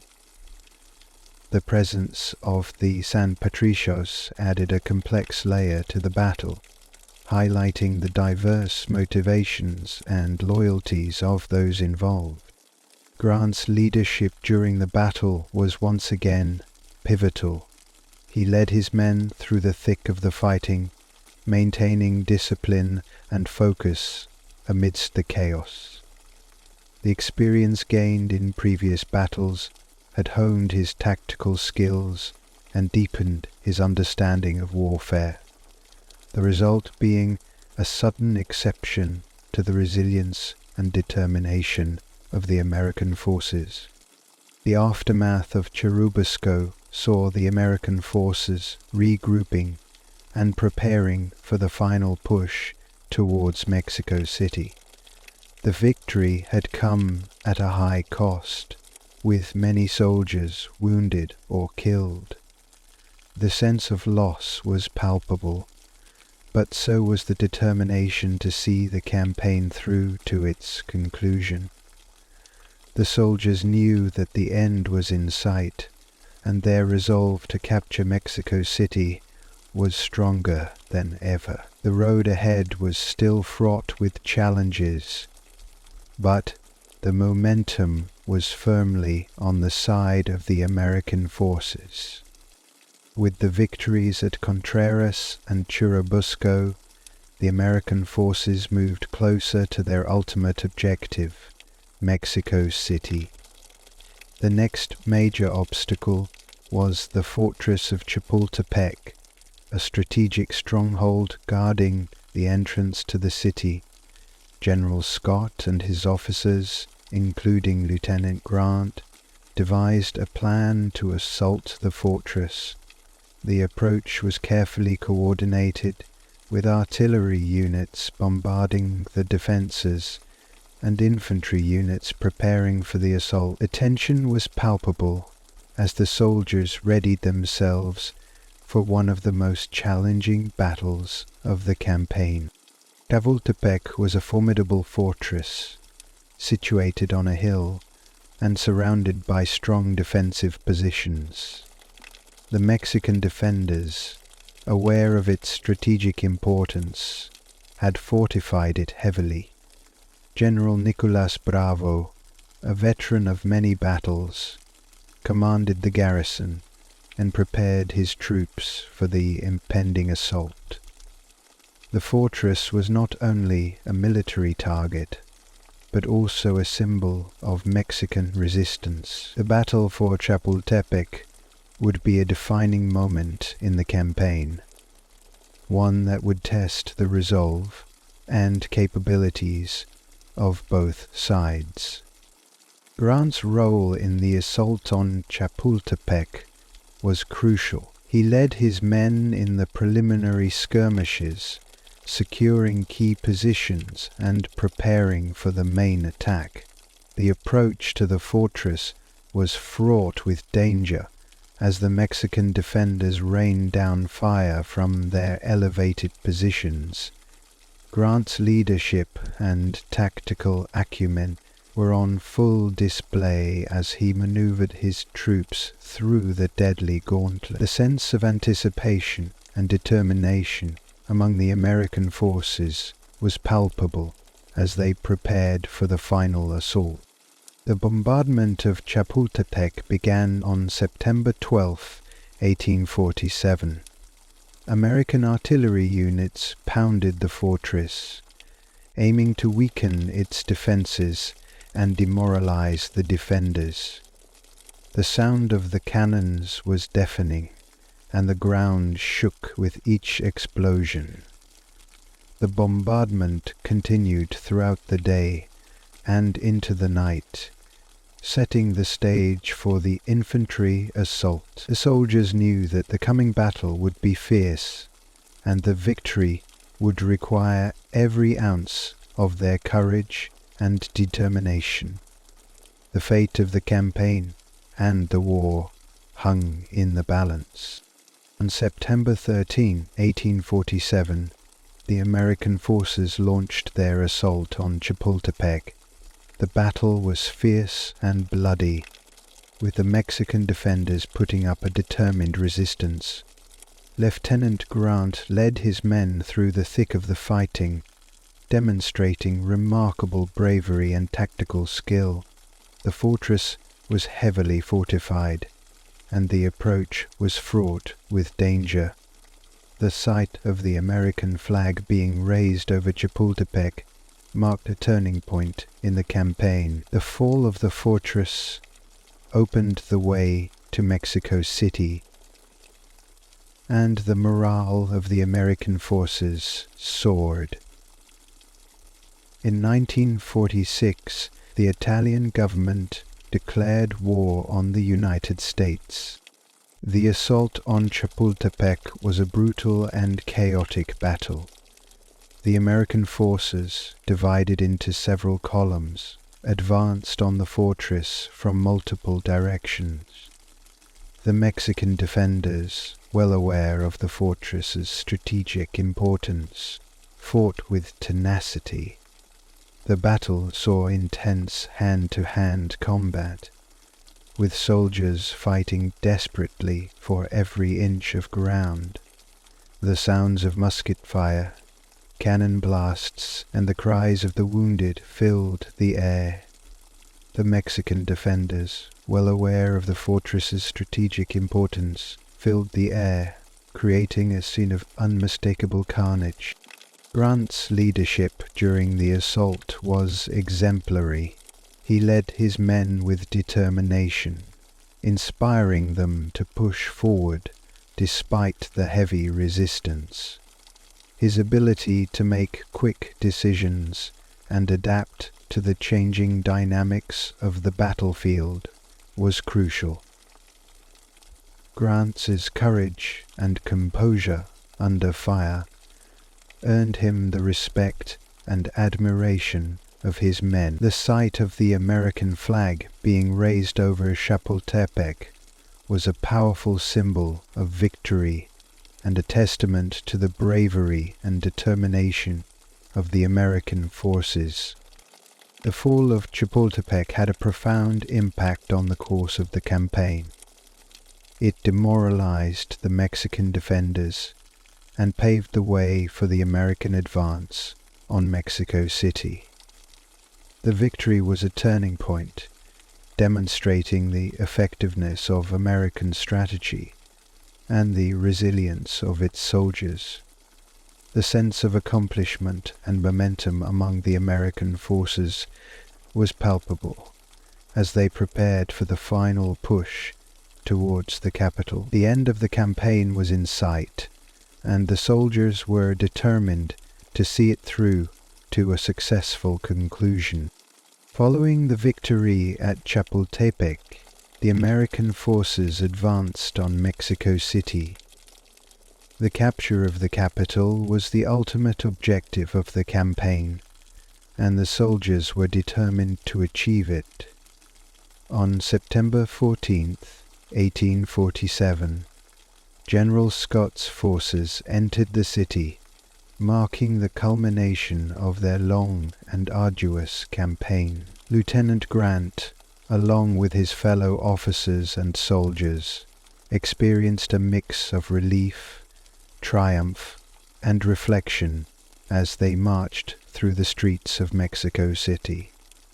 The fall of the capital signaled the end of major hostilities and the beginning of a new chapter in the relationship between the United States and Mexico. The entry into Mexico City was a momentous occasion. The American forces, weary from months of campaigning, marched through the city's streets with a sense of pride and accomplishment. The capture of the capital was a testament to their determination and skill. General Scott, ever the strategist, immediately set about establishing order and ensuring the smooth administration of the occupied city. His leadership was crucial in maintaining discipline and preventing chaos in the aftermath of the battle. Grant's experiences in Mexico City were marked by a sense of reflection and contemplation. The campaign had been long and challenging, and the victory was hard won. As he walked through the city's historic streets, Grant couldn't help but think about the cost of the war and the impact it had on both nations. The sense of triumph was tempered by the knowledge of the sacrifices made by his comrades and the suffering endured by the Mexican people. These reflections would stay with Grant and shape his views on war and leadership in the years to come. The occupation of Mexico City marked the beginning of the end of the Mexican-American War. The fall of the capital demoralized the Mexican forces and paved the way for negotiations to end the conflict. The Treaty of Guadalupe Hidalgo, signed on February the 10th, 1848, officially ended the war and resulted in significant territorial gains for the United States. The capture of Mexico City was a pivotal moment in the war, and a testament to the courage and determination of the American soldiers who fought in the campaign. The Mexican-American War had a profound impact on the lives of those who fought in it. For Lieutenant Ulysses S. Grant, the experiences of the war shaped his views on leadership, strategy, and the human cost of conflict. The lessons he learned on the battlefields of Mexico would influence his future military career and his role as a leader. Grant's reflections on the war, documented in his memoirs, provide valuable insights into his development as a military leader and the impact of the war on his character. Grant's reflections on the Mexican-American War highlight the complexities of military leadership and the challenges of warfare. He recognized the importance of strategy, discipline, and adaptability in achieving victory. Grant also understood the human cost of war, and his experiences in Mexico deepened his commitment to compassion and empathy. In leadership, these lessons would prove invaluable in his future role as a general during the Civil War and as the 18th President of the United States. The legacy of the Mexican-American War extends beyond the individual experiences of the soldiers who fought in it. The war had significant political, social, and territorial implications for both the United States and Mexico.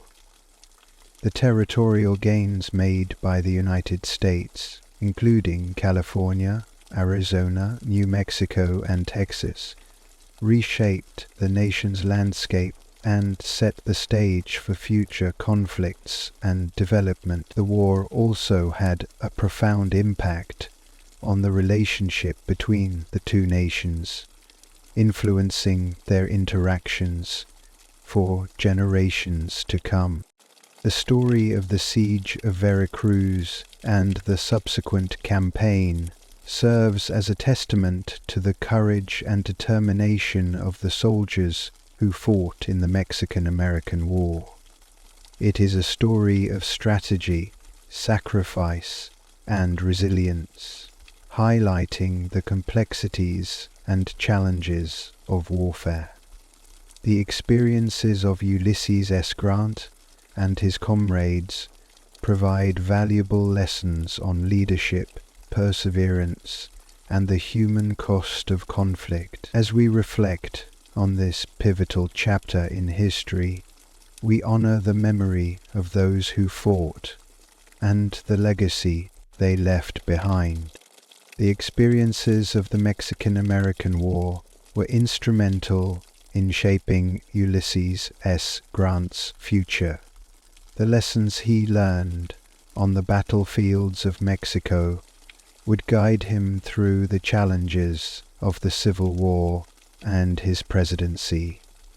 Grant's reflections on the war, documented in his memoirs, provide a window into his development of the military leader and a statesman. His journey from the siege of Veracruz to the presidency is a testament to his resilience, determination, and unwavering commitment to his principles.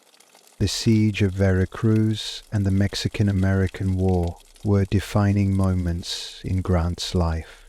The experiences of the war, both the triumphs and the hardships, shaped his views on leadership and strategy. Grant's reflections on the war highlight the importance of adaptability, discipline, and compassion in achieving success. These lessons would prove invaluable in his future role as a general and a president, guiding him through some of the most challenging periods in American history. Grant's legacy as a military leader and a statesman is a testament to his character and determination. His journey from the battlefields of Mexico to the highest office in the land is a story of resilience and perseverance. Grant's reflections on the Mexican-American War provide valuable insights into his principles as a leader and his commitment to his principles. His legacy continues to inspire and guide future generations, reminding us of the importance of courage, compassion, and integrity in the face of adversity. In summary, like many other generals, Alashi was trained as a teacher by one of the noblest Fujian countries, along with his wife, under Kapithi. As we reflect on the siege of Veracruz and the Mexican-American War, we honor the memory of those who fought and the legacy they left behind. The story of Ulysses S. Grant and his comrades serves as a reminder of the complexities and challenges of warfare and the importance of leadership and perseverance in achieving success. The lessons of the past continue to resonate today, guiding us as we navigate the challenges of the present and the future. Following the fall of Mexico City, negotiations began to officially end the Mexican-American War. The Treaty of Guadalupe Hidalgo, signed on February 21, 1848, brought an end to the hostilities and resulted in significant territorial changes. The treaty, named after the villa where it was signed, involved intense negotiations between American and Mexican representatives. Nicholas Trist, the chief American negotiator, played a pivotal role in the discussions involving many territorial changes. The treaty, named after the villa where it was signed, included status of nominal command. The rural movement in Mexico, according to its mission, his diplomatic skills and determination were crucial in reaching an agreement, despite the political pressures and challenges he faced. Trist's negotiation tactics were instrumental in securing favorable terms for the United States. Despite being recalled by President Polk, Trist continued his work, believing that abandoning the negotiations would lead to further conflict. His perseverance paid off, resulting in a treaty that ceded vast territories to the United States, including present-day California, Nevada, Utah, Arizona, New Mexico, Colorado, and Wyoming. The treaty also established the Rio Grande as the southern border of Texas, solidifying American claims in the region. The signing of the Treaty of Guadalupe Hidalgo marked a significant moment in the history of both nations. For the United States, it represented the fulfillment of manifest destiny, the belief that the country was destined to expand across the North American continent. For Mexico, the treaty was a painful loss, resulting in the cession of nearly half of its territory. The impact of the treaty would be felt for generations, shaping the future of both countries and their relationship with each other. The conclusion of the Mexican-American War had a profound impact on the soldiers who fought for Mexico. General Gabriel Valencia, who had commanded Mexican forces at the Battle of Contreras, was one of many Mexican officers who faced the aftermath of defeat. The loss of territory and the humiliation of defeat weighed heavily on the Mexican military and its leadership. Many soldiers struggled with the emotional and psychological toll of the war, grappling with the sense of loss and the impact on their homeland. Valencia, like many of his comrades, had fought bravely against the American forces, but was ultimately overpowered by the superior tactics and resources of the invaders. The war highlighted the challenges faced by the Mexican military, including lack of resources, internal divisions, and political instability. The soldiers who survived the conflict returned to a country in turmoil, facing the difficult task of rebuilding their lives and their nation in the aftermath of a devastating war. The impact of the war on Mexican soldiers extended beyond the battlefield. Many soldiers had families who were affected by the loss and displacement caused by the conflict. The sense of national pride and identity was deeply shaken as the country struggled to come to terms with the loss of territory and the implications for its future. The impact of the war on Mexican soldiers during and after the war reflect the broader challenges faced by the nation as it sought to come to terms with the loss of territory and the implications for its future. The end of the Mexican-American War brought a mix of relief and uncertainty for the American soldiers returning home. For many, including Ulysses S. Grant, the return to civilian life was a difficult transition. The war had left a lasting impact on those who fought, shaping their views on conflict and leadership.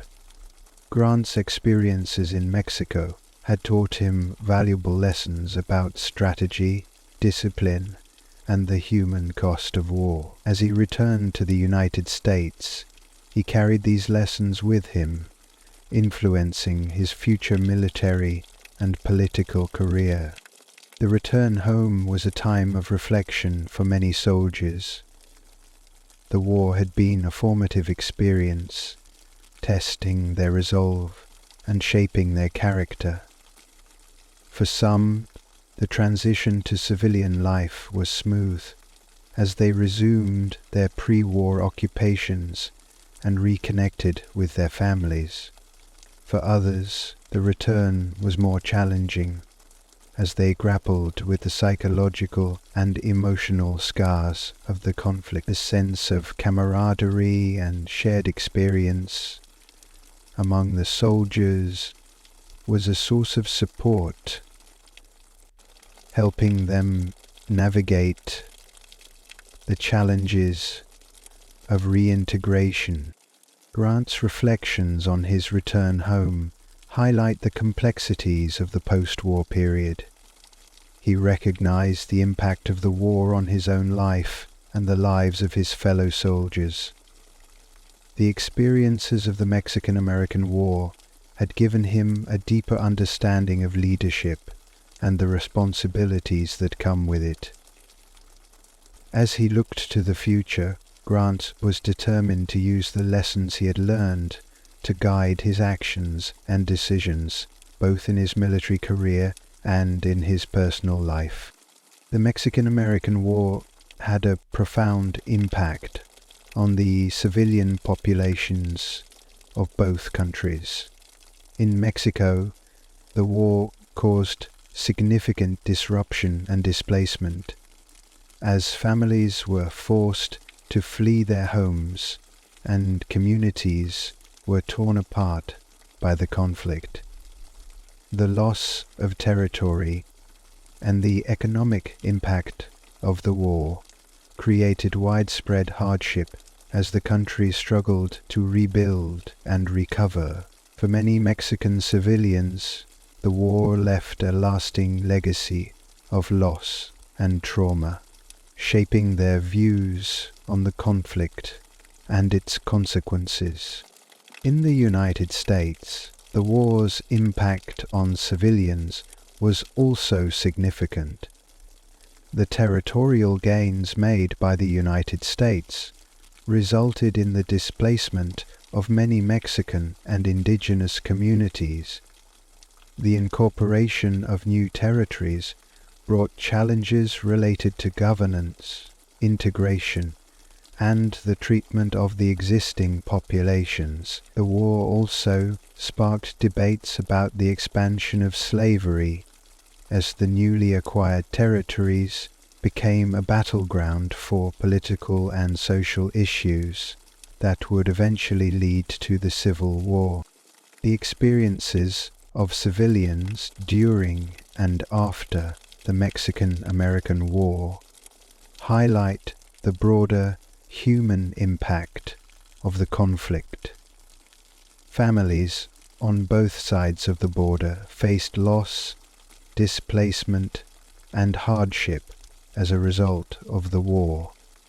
The war's legacy shaped the lives of those who lived through it, and national identity, conflict, and resilience. As we reflect on the experiences of civilians, we are reminded of the broader consequences of war and the importance of compassion and understanding in the face of adversity. Women played a significant role during the Mexican-American War, both on the home front and in the conflict zones.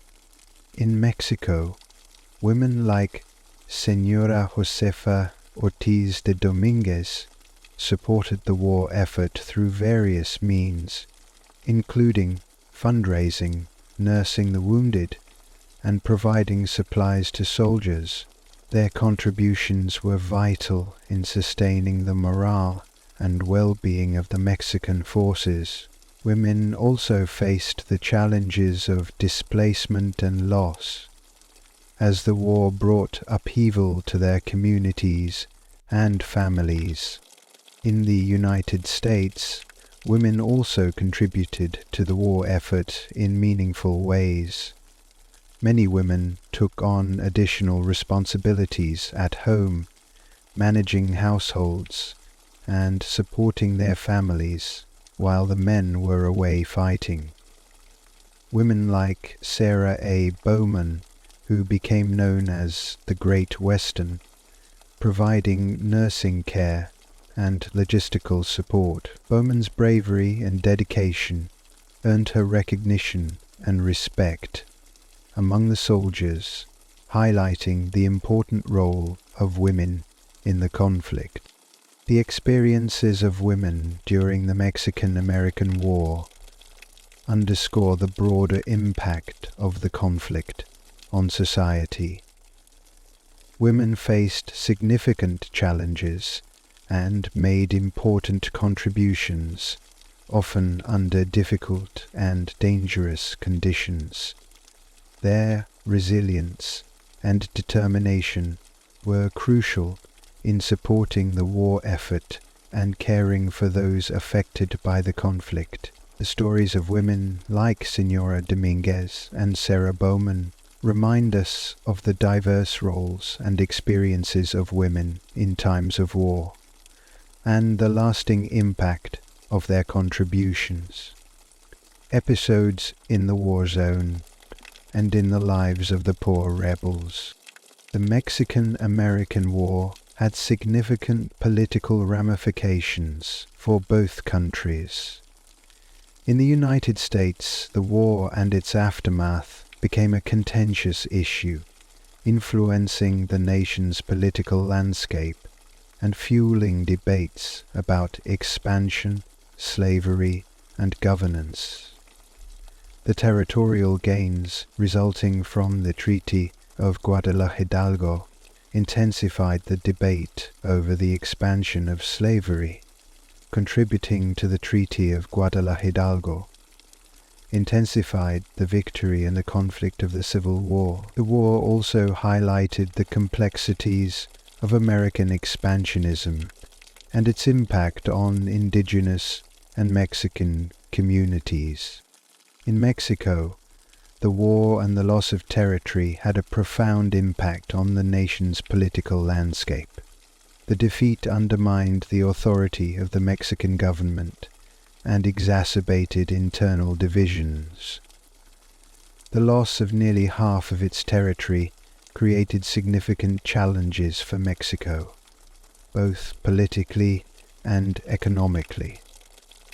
The war also influenced the country's national identity, as Mexicans grappled with the consequences of the conflict and the loss of their land. The political ramifications of the war would shape Mexico's future, influencing its development and its relationship with the United States. The political ramifications of the Mexican-American War underscore the complex and far-reaching impact of the conflict. The war's legacy shaped the political landscape of both countries, influencing debates about expansion, governance, and national identity. The experiences of those who lived through the war, including political leaders, soldiers, and civilians, provide valuable insights into the broader consequences of the conflict and the challenges of navigating its aftermath. The implementation of the Treaty of Guadalupe Hidalgo was a complex and contentious process. The treaty required both countries to adhere to specific terms, including the transfer of territory and the protection of the rights of Mexican citizens living in the newly acquired territories. The United States was responsible for paying $15 million to Mexico and assuming certain claims against Mexico by American citizens. The United States was responsible for paying $15 million to Mexico by American citizens. The treaty also included provisions for the protection of property and civil rights of the Mexican residents in the ceded territories. In practice, the implementation of the treaty faced numerous challenges. Many Mexican residents in the newly acquired territories experienced discrimination and loss of property. The promises made in the treaty were not always honored, leading to tensions and conflicts. The integration of the new territories into the United States as the government sought to establish control and governance over the vast new lands. The experiences of Mexican residents during this period highlight the difficulties and injustices faced in the aftermath of the war. The implementation of the Treaty of Guadalupe Hidalgo was a critical moment in the history of both nations. The process underscored the complexities of territorial expansion and the challenges of honoring treaty commitments. The experiences of those affected by the treaty, including Mexican residents and American settlers, provide valuable insights into the broader consequences of the conflict and the difficulties of navigating its aftermath. The treaty's implementation remains a significant chapter in the history of the Mexican-American War, shaping the future of both countries and their relationship with each other. The personal accounts of Mexican civilians during and after the Mexican-American War provide a poignant and human perspective on the conflict. These accounts, documented in letters, diaries, and oral histories, highlight the experiences of ordinary people who lived through the war and its aftermath. The stories of Mexican civilians, including women, children, and families, offer valuable insights into the broader impact of the conflict on society and the challenges faced by those who experienced it firsthand. One such account is that of Maria de la Luz Escalante, a resident of Mexico City during the American occupation.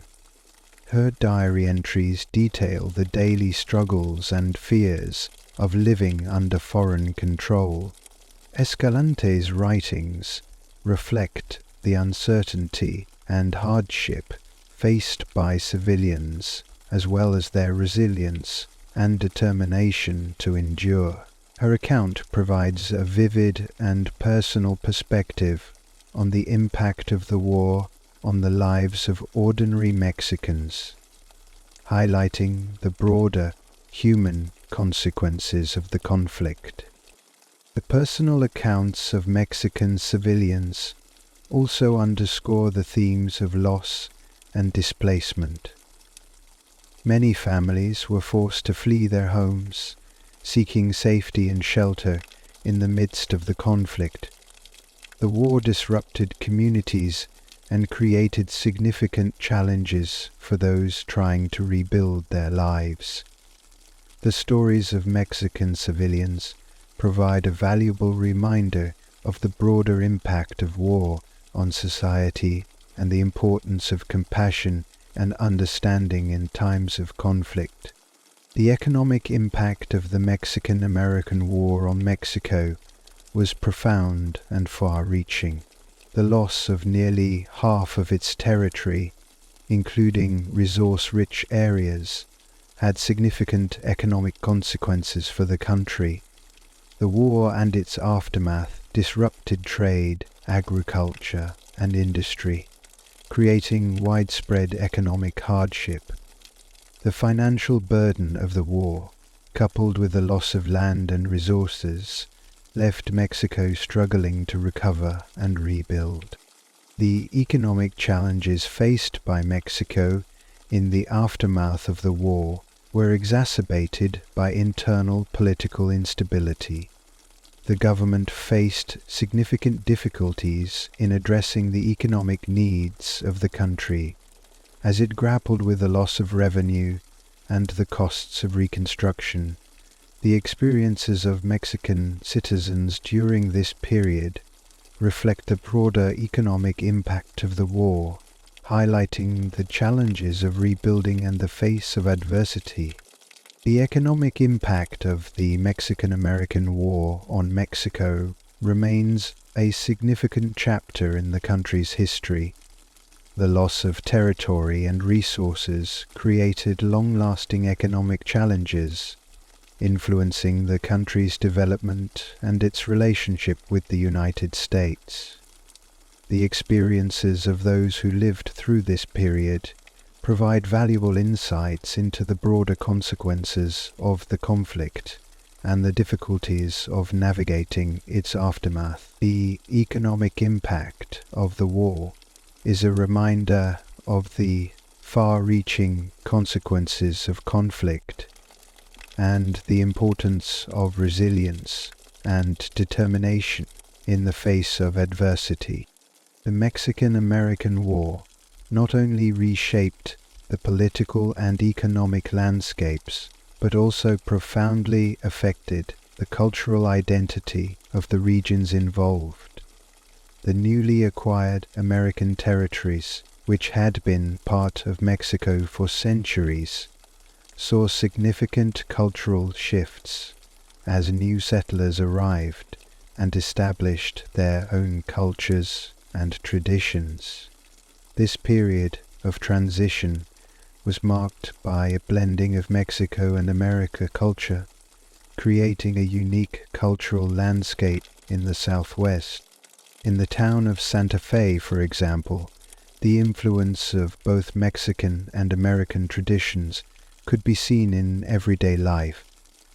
Residents like Padre Antonio José Martinez, a prominent Catholic priest and educator, played a key role in maintaining and promoting Mexican cultural traditions in the face of American expansion. Padre Martinez's efforts to preserve the Spanish language, Catholic faith, and local customs were crucial in helping the local Mexican community retain their cultural identity.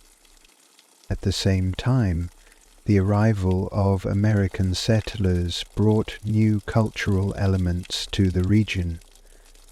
This blending of cultures was evident in various aspects of daily life, including food, music, architecture, and celebrations. The experiences of individuals like Padre Martinez highlight the complexities and challenges of cultural heritage in times of change. The aftermath of the Mexican-American War also saw the rise of vigilantism in the newly acquired territories. With the rapid influx of American settlers and the establishment of new governance structures, law enforcement was often inadequate or absent, leading to a sense of lawlessness in many areas. This void was sometimes filled by vigilante groups who took the law into their own hands, often targeting Mexican residents and indigenous people.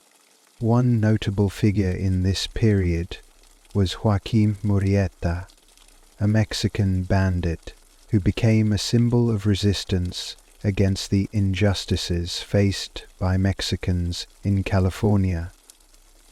Murrieta's story, as documented by contemporaries like John Rollin Ridge, reflects the broader struggles of Mexican residents who were often marginalized and oppressed by the new American authorities. Murrieta's actions, though controversial, were seen by many as a form of resistance against the encroachment of American settlers and the loss of Mexican land and rights.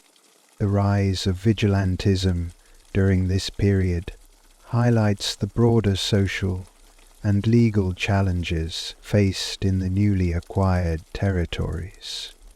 The experiences of individuals like Joaquin Murrieta and the communities affected by vigilantism underscore the need for effective law enforcement and change of social upheaval and change. The Mexican-American War had a profound and often devastating impact on the indigenous peoples of the region. The war and subsequent territorial changes disrupted traditional lands and ways of life, leading to displacement and conflict. Indigenous communities, who had already faced challenges from Mexican rule, now had to navigate the new American governance and the influx of settlers. The Apache, Comanche, and Navajo tribes, among others, found their lands encroached upon by American settlers and the U.S. military. Leaders like Cochise of the Apache and Manuelito of the Navajo resisted the incursions, leading their people in defense of their territories. The stories of these leaders reflect the broader struggles of indigenous communities to protect their lands and way of life in the face of external pressures of the Apache Naval and law, who were Caucils, the incursions, leading their people in defense of their territories, fought against the colonizers of Indonesia and the West Indies, have for the most part fragility. The impact of the Mexican-American War on indigenous peoples is a critical aspect of the conflict's legacy. The experiences of leaders like Cochise and Manuelito and their efforts to defend their communities highlight the broader issues of land rights, cultural preservation, and resistance. Their stories are a reminder of the resilience and strength of indigenous peoples in the face of adversity.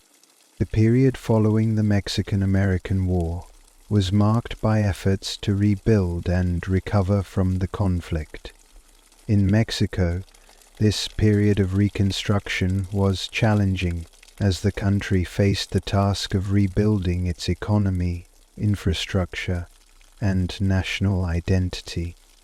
Leaders like Benito Juárez, who would later become President of Mexico, played a key role in these efforts, advocating for reforms and modernization to help the country recover from the war.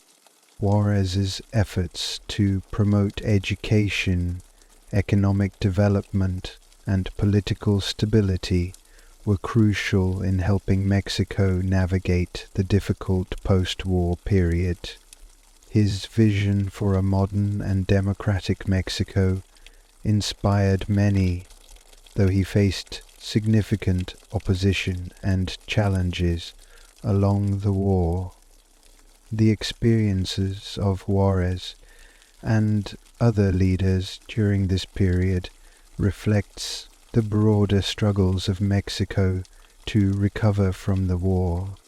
In the United States, the focus was on integrating the newly acquired territories and addressing the social and political issues that arose from the war. The incorporation of these territories brought new challenges related to governance, land rights, and the treatment of Mexican and indigenous residents. The experiences of those living in the new territories, including settlers, former Mexican citizens, and indigenous peoples, highlight the complexities and challenges of this period of transition. The discovery of gold in California in 1848, shortly after the end of the Mexican-American War, had a profound impact on the region and the country as a whole.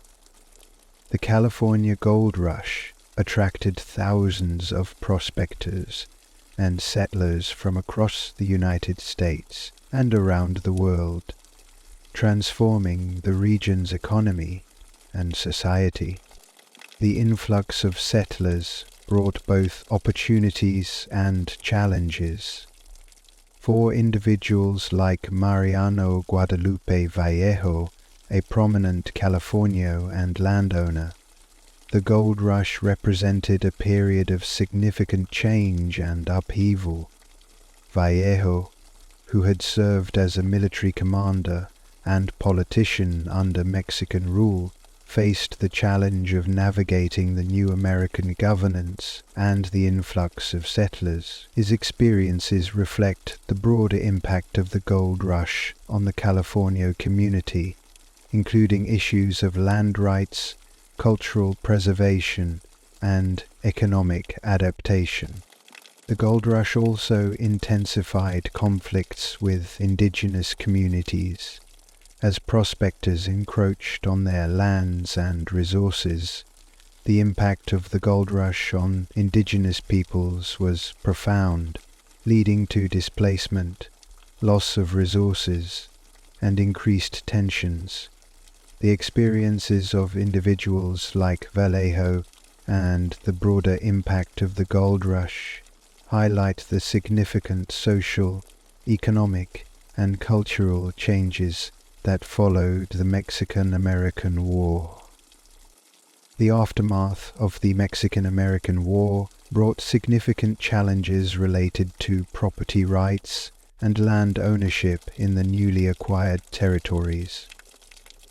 The U.S. government established the California Land Commission in 1851 to adjudicate land claims and address disputes over property ownership. This process was often complex and contentious, as former Mexican landowners sought to defend their rights against the claims of new American settlers. One prominent case involved the land grant of Rancho Petaluma, owned by Mariano Guadalupe Vallejo. Vallejo's efforts to secure his land rights involved lengthy legal battles and negotiations, reflecting the broader challenges faced by many former Mexican landowners. The experiences of Vallejo and others highlight the complexities of the Land Commission process in the region. The California Land Commission and the broader issues of land rights underscore the challenges of integrating the newly acquired territories and addressing the legal and social ramifications of the Mexican-American War. The experiences of individuals like Vallejo provide valuable insights into the broader impact of the conflict on land ownership and the rights of former Mexican citizens. The transition from Mexican to American governance was a significant and often challenging experience for former Mexican citizens living in the newly acquired territories. Individuals like Pablo de la Guerra, a prominent Californio politician, navigated for the rights and interests of the Californio community.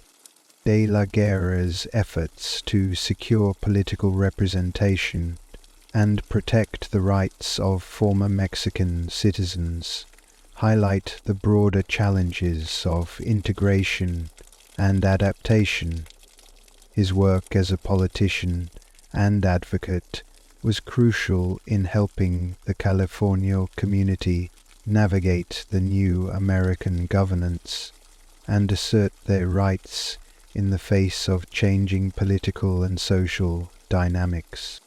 The experiences of individuals like Pablo de la Guerra and the broader impact of the transition on former Mexican citizens underscore the complexities and challenges of this period of change.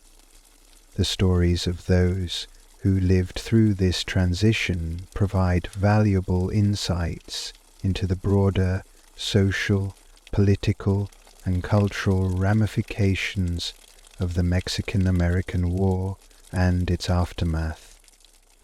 The territorial changes resulting from the Mexican-American War also led to a rise in regional conflicts and tensions. In Texas, the establishment of the Rio Grande as the border with Mexico created ongoing disputes and conflicts along the frontier. The experiences of individuals like Juan Cortina, a Mexican rancher and military leader, reflect the broader struggles and conflicts that arose in the region. For Cortina, who became known for his resistance against American encroachment and the defense of Mexican land rights, led a series of conflicts known as the Cortina Wars. His actions were driven by a sense of injustice and the desire to protect the rights of Mexican residents in Texas. The experiences of Cortina and others highlight the broad issues of land rights, justice, and resistance in the post-war period. The rise of regional conflicts in the aftermath of the Mexican-American War underscores the ongoing challenges of integrating the newly acquired territories and addressing the social and legal issues that arose. The experiences of individuals like Juan Cortina provide valuable insights into the broader impact of the war on regional dynamics and the ongoing struggles for justice and right. The Mexican-American War had a significant impact on the U.S. military, shaping its development and future role. The war provided valuable combat experience for many officers who would later play key roles in the Civil War, including Ulysses S. Grant, Robert E. Lee, and Thomas Stonewall Jackson. The experiences of these officers during the Mexican-American War influenced their views on strategy, leadership, and the nature of warfare. Grant's reflections on his experiences in Mexico, as documented in his memoirs, highlight the lessons he learned about leadership, discipline, and the human cost of war. These lessons would prove invaluable in his future role as a general during the Civil War, shaping his approach to command and strategy. The impact of the Mexican-American War on Grant and other military leaders underscores the broader influence of the conflict on the development of the U.S. military and its future leaders. The role of the military during and after the Mexican-American War also highlights the broader issues of military strategy, leadership, and the human experience of combat. The experiences of officers like Grant, Lee, and Jackson provide valuable insights into the impact of the war on the U.S. military and its development.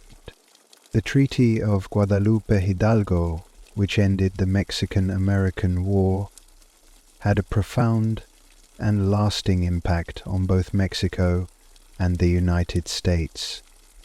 The treaty's provisions, including the transfer of territory and the protection of property rights, shaped the future of the region and the relationship between the two countries. The legacy of the treaty is reflected in the ongoing issues of land rights, cultural integration, and political representation. The experiences of those who lived through this period, including former Mexican citizens, indigenous peoples, and American settlers, highlight the broader impact of the treaty on their lives and communities. The treaty's legacy continues to influence the region and the relationship between Mexico and the United States, underscoring the far-reaching consequences of the Mexican-American War. The Treaty of Guadalupe Hidalgo and its impact remain a significant chapter in the history of the Mexican-American War and its aftermath. The experiences of those who lived through this period provide valuable insights into the broader social, political, and cultural ramifications of the conflict and the challenges of navigating its legacy. The treaty's legacy is a reminder of the importance of understanding and addressing the long-term consequences of conflict and the need for resilience and determination in the face of change.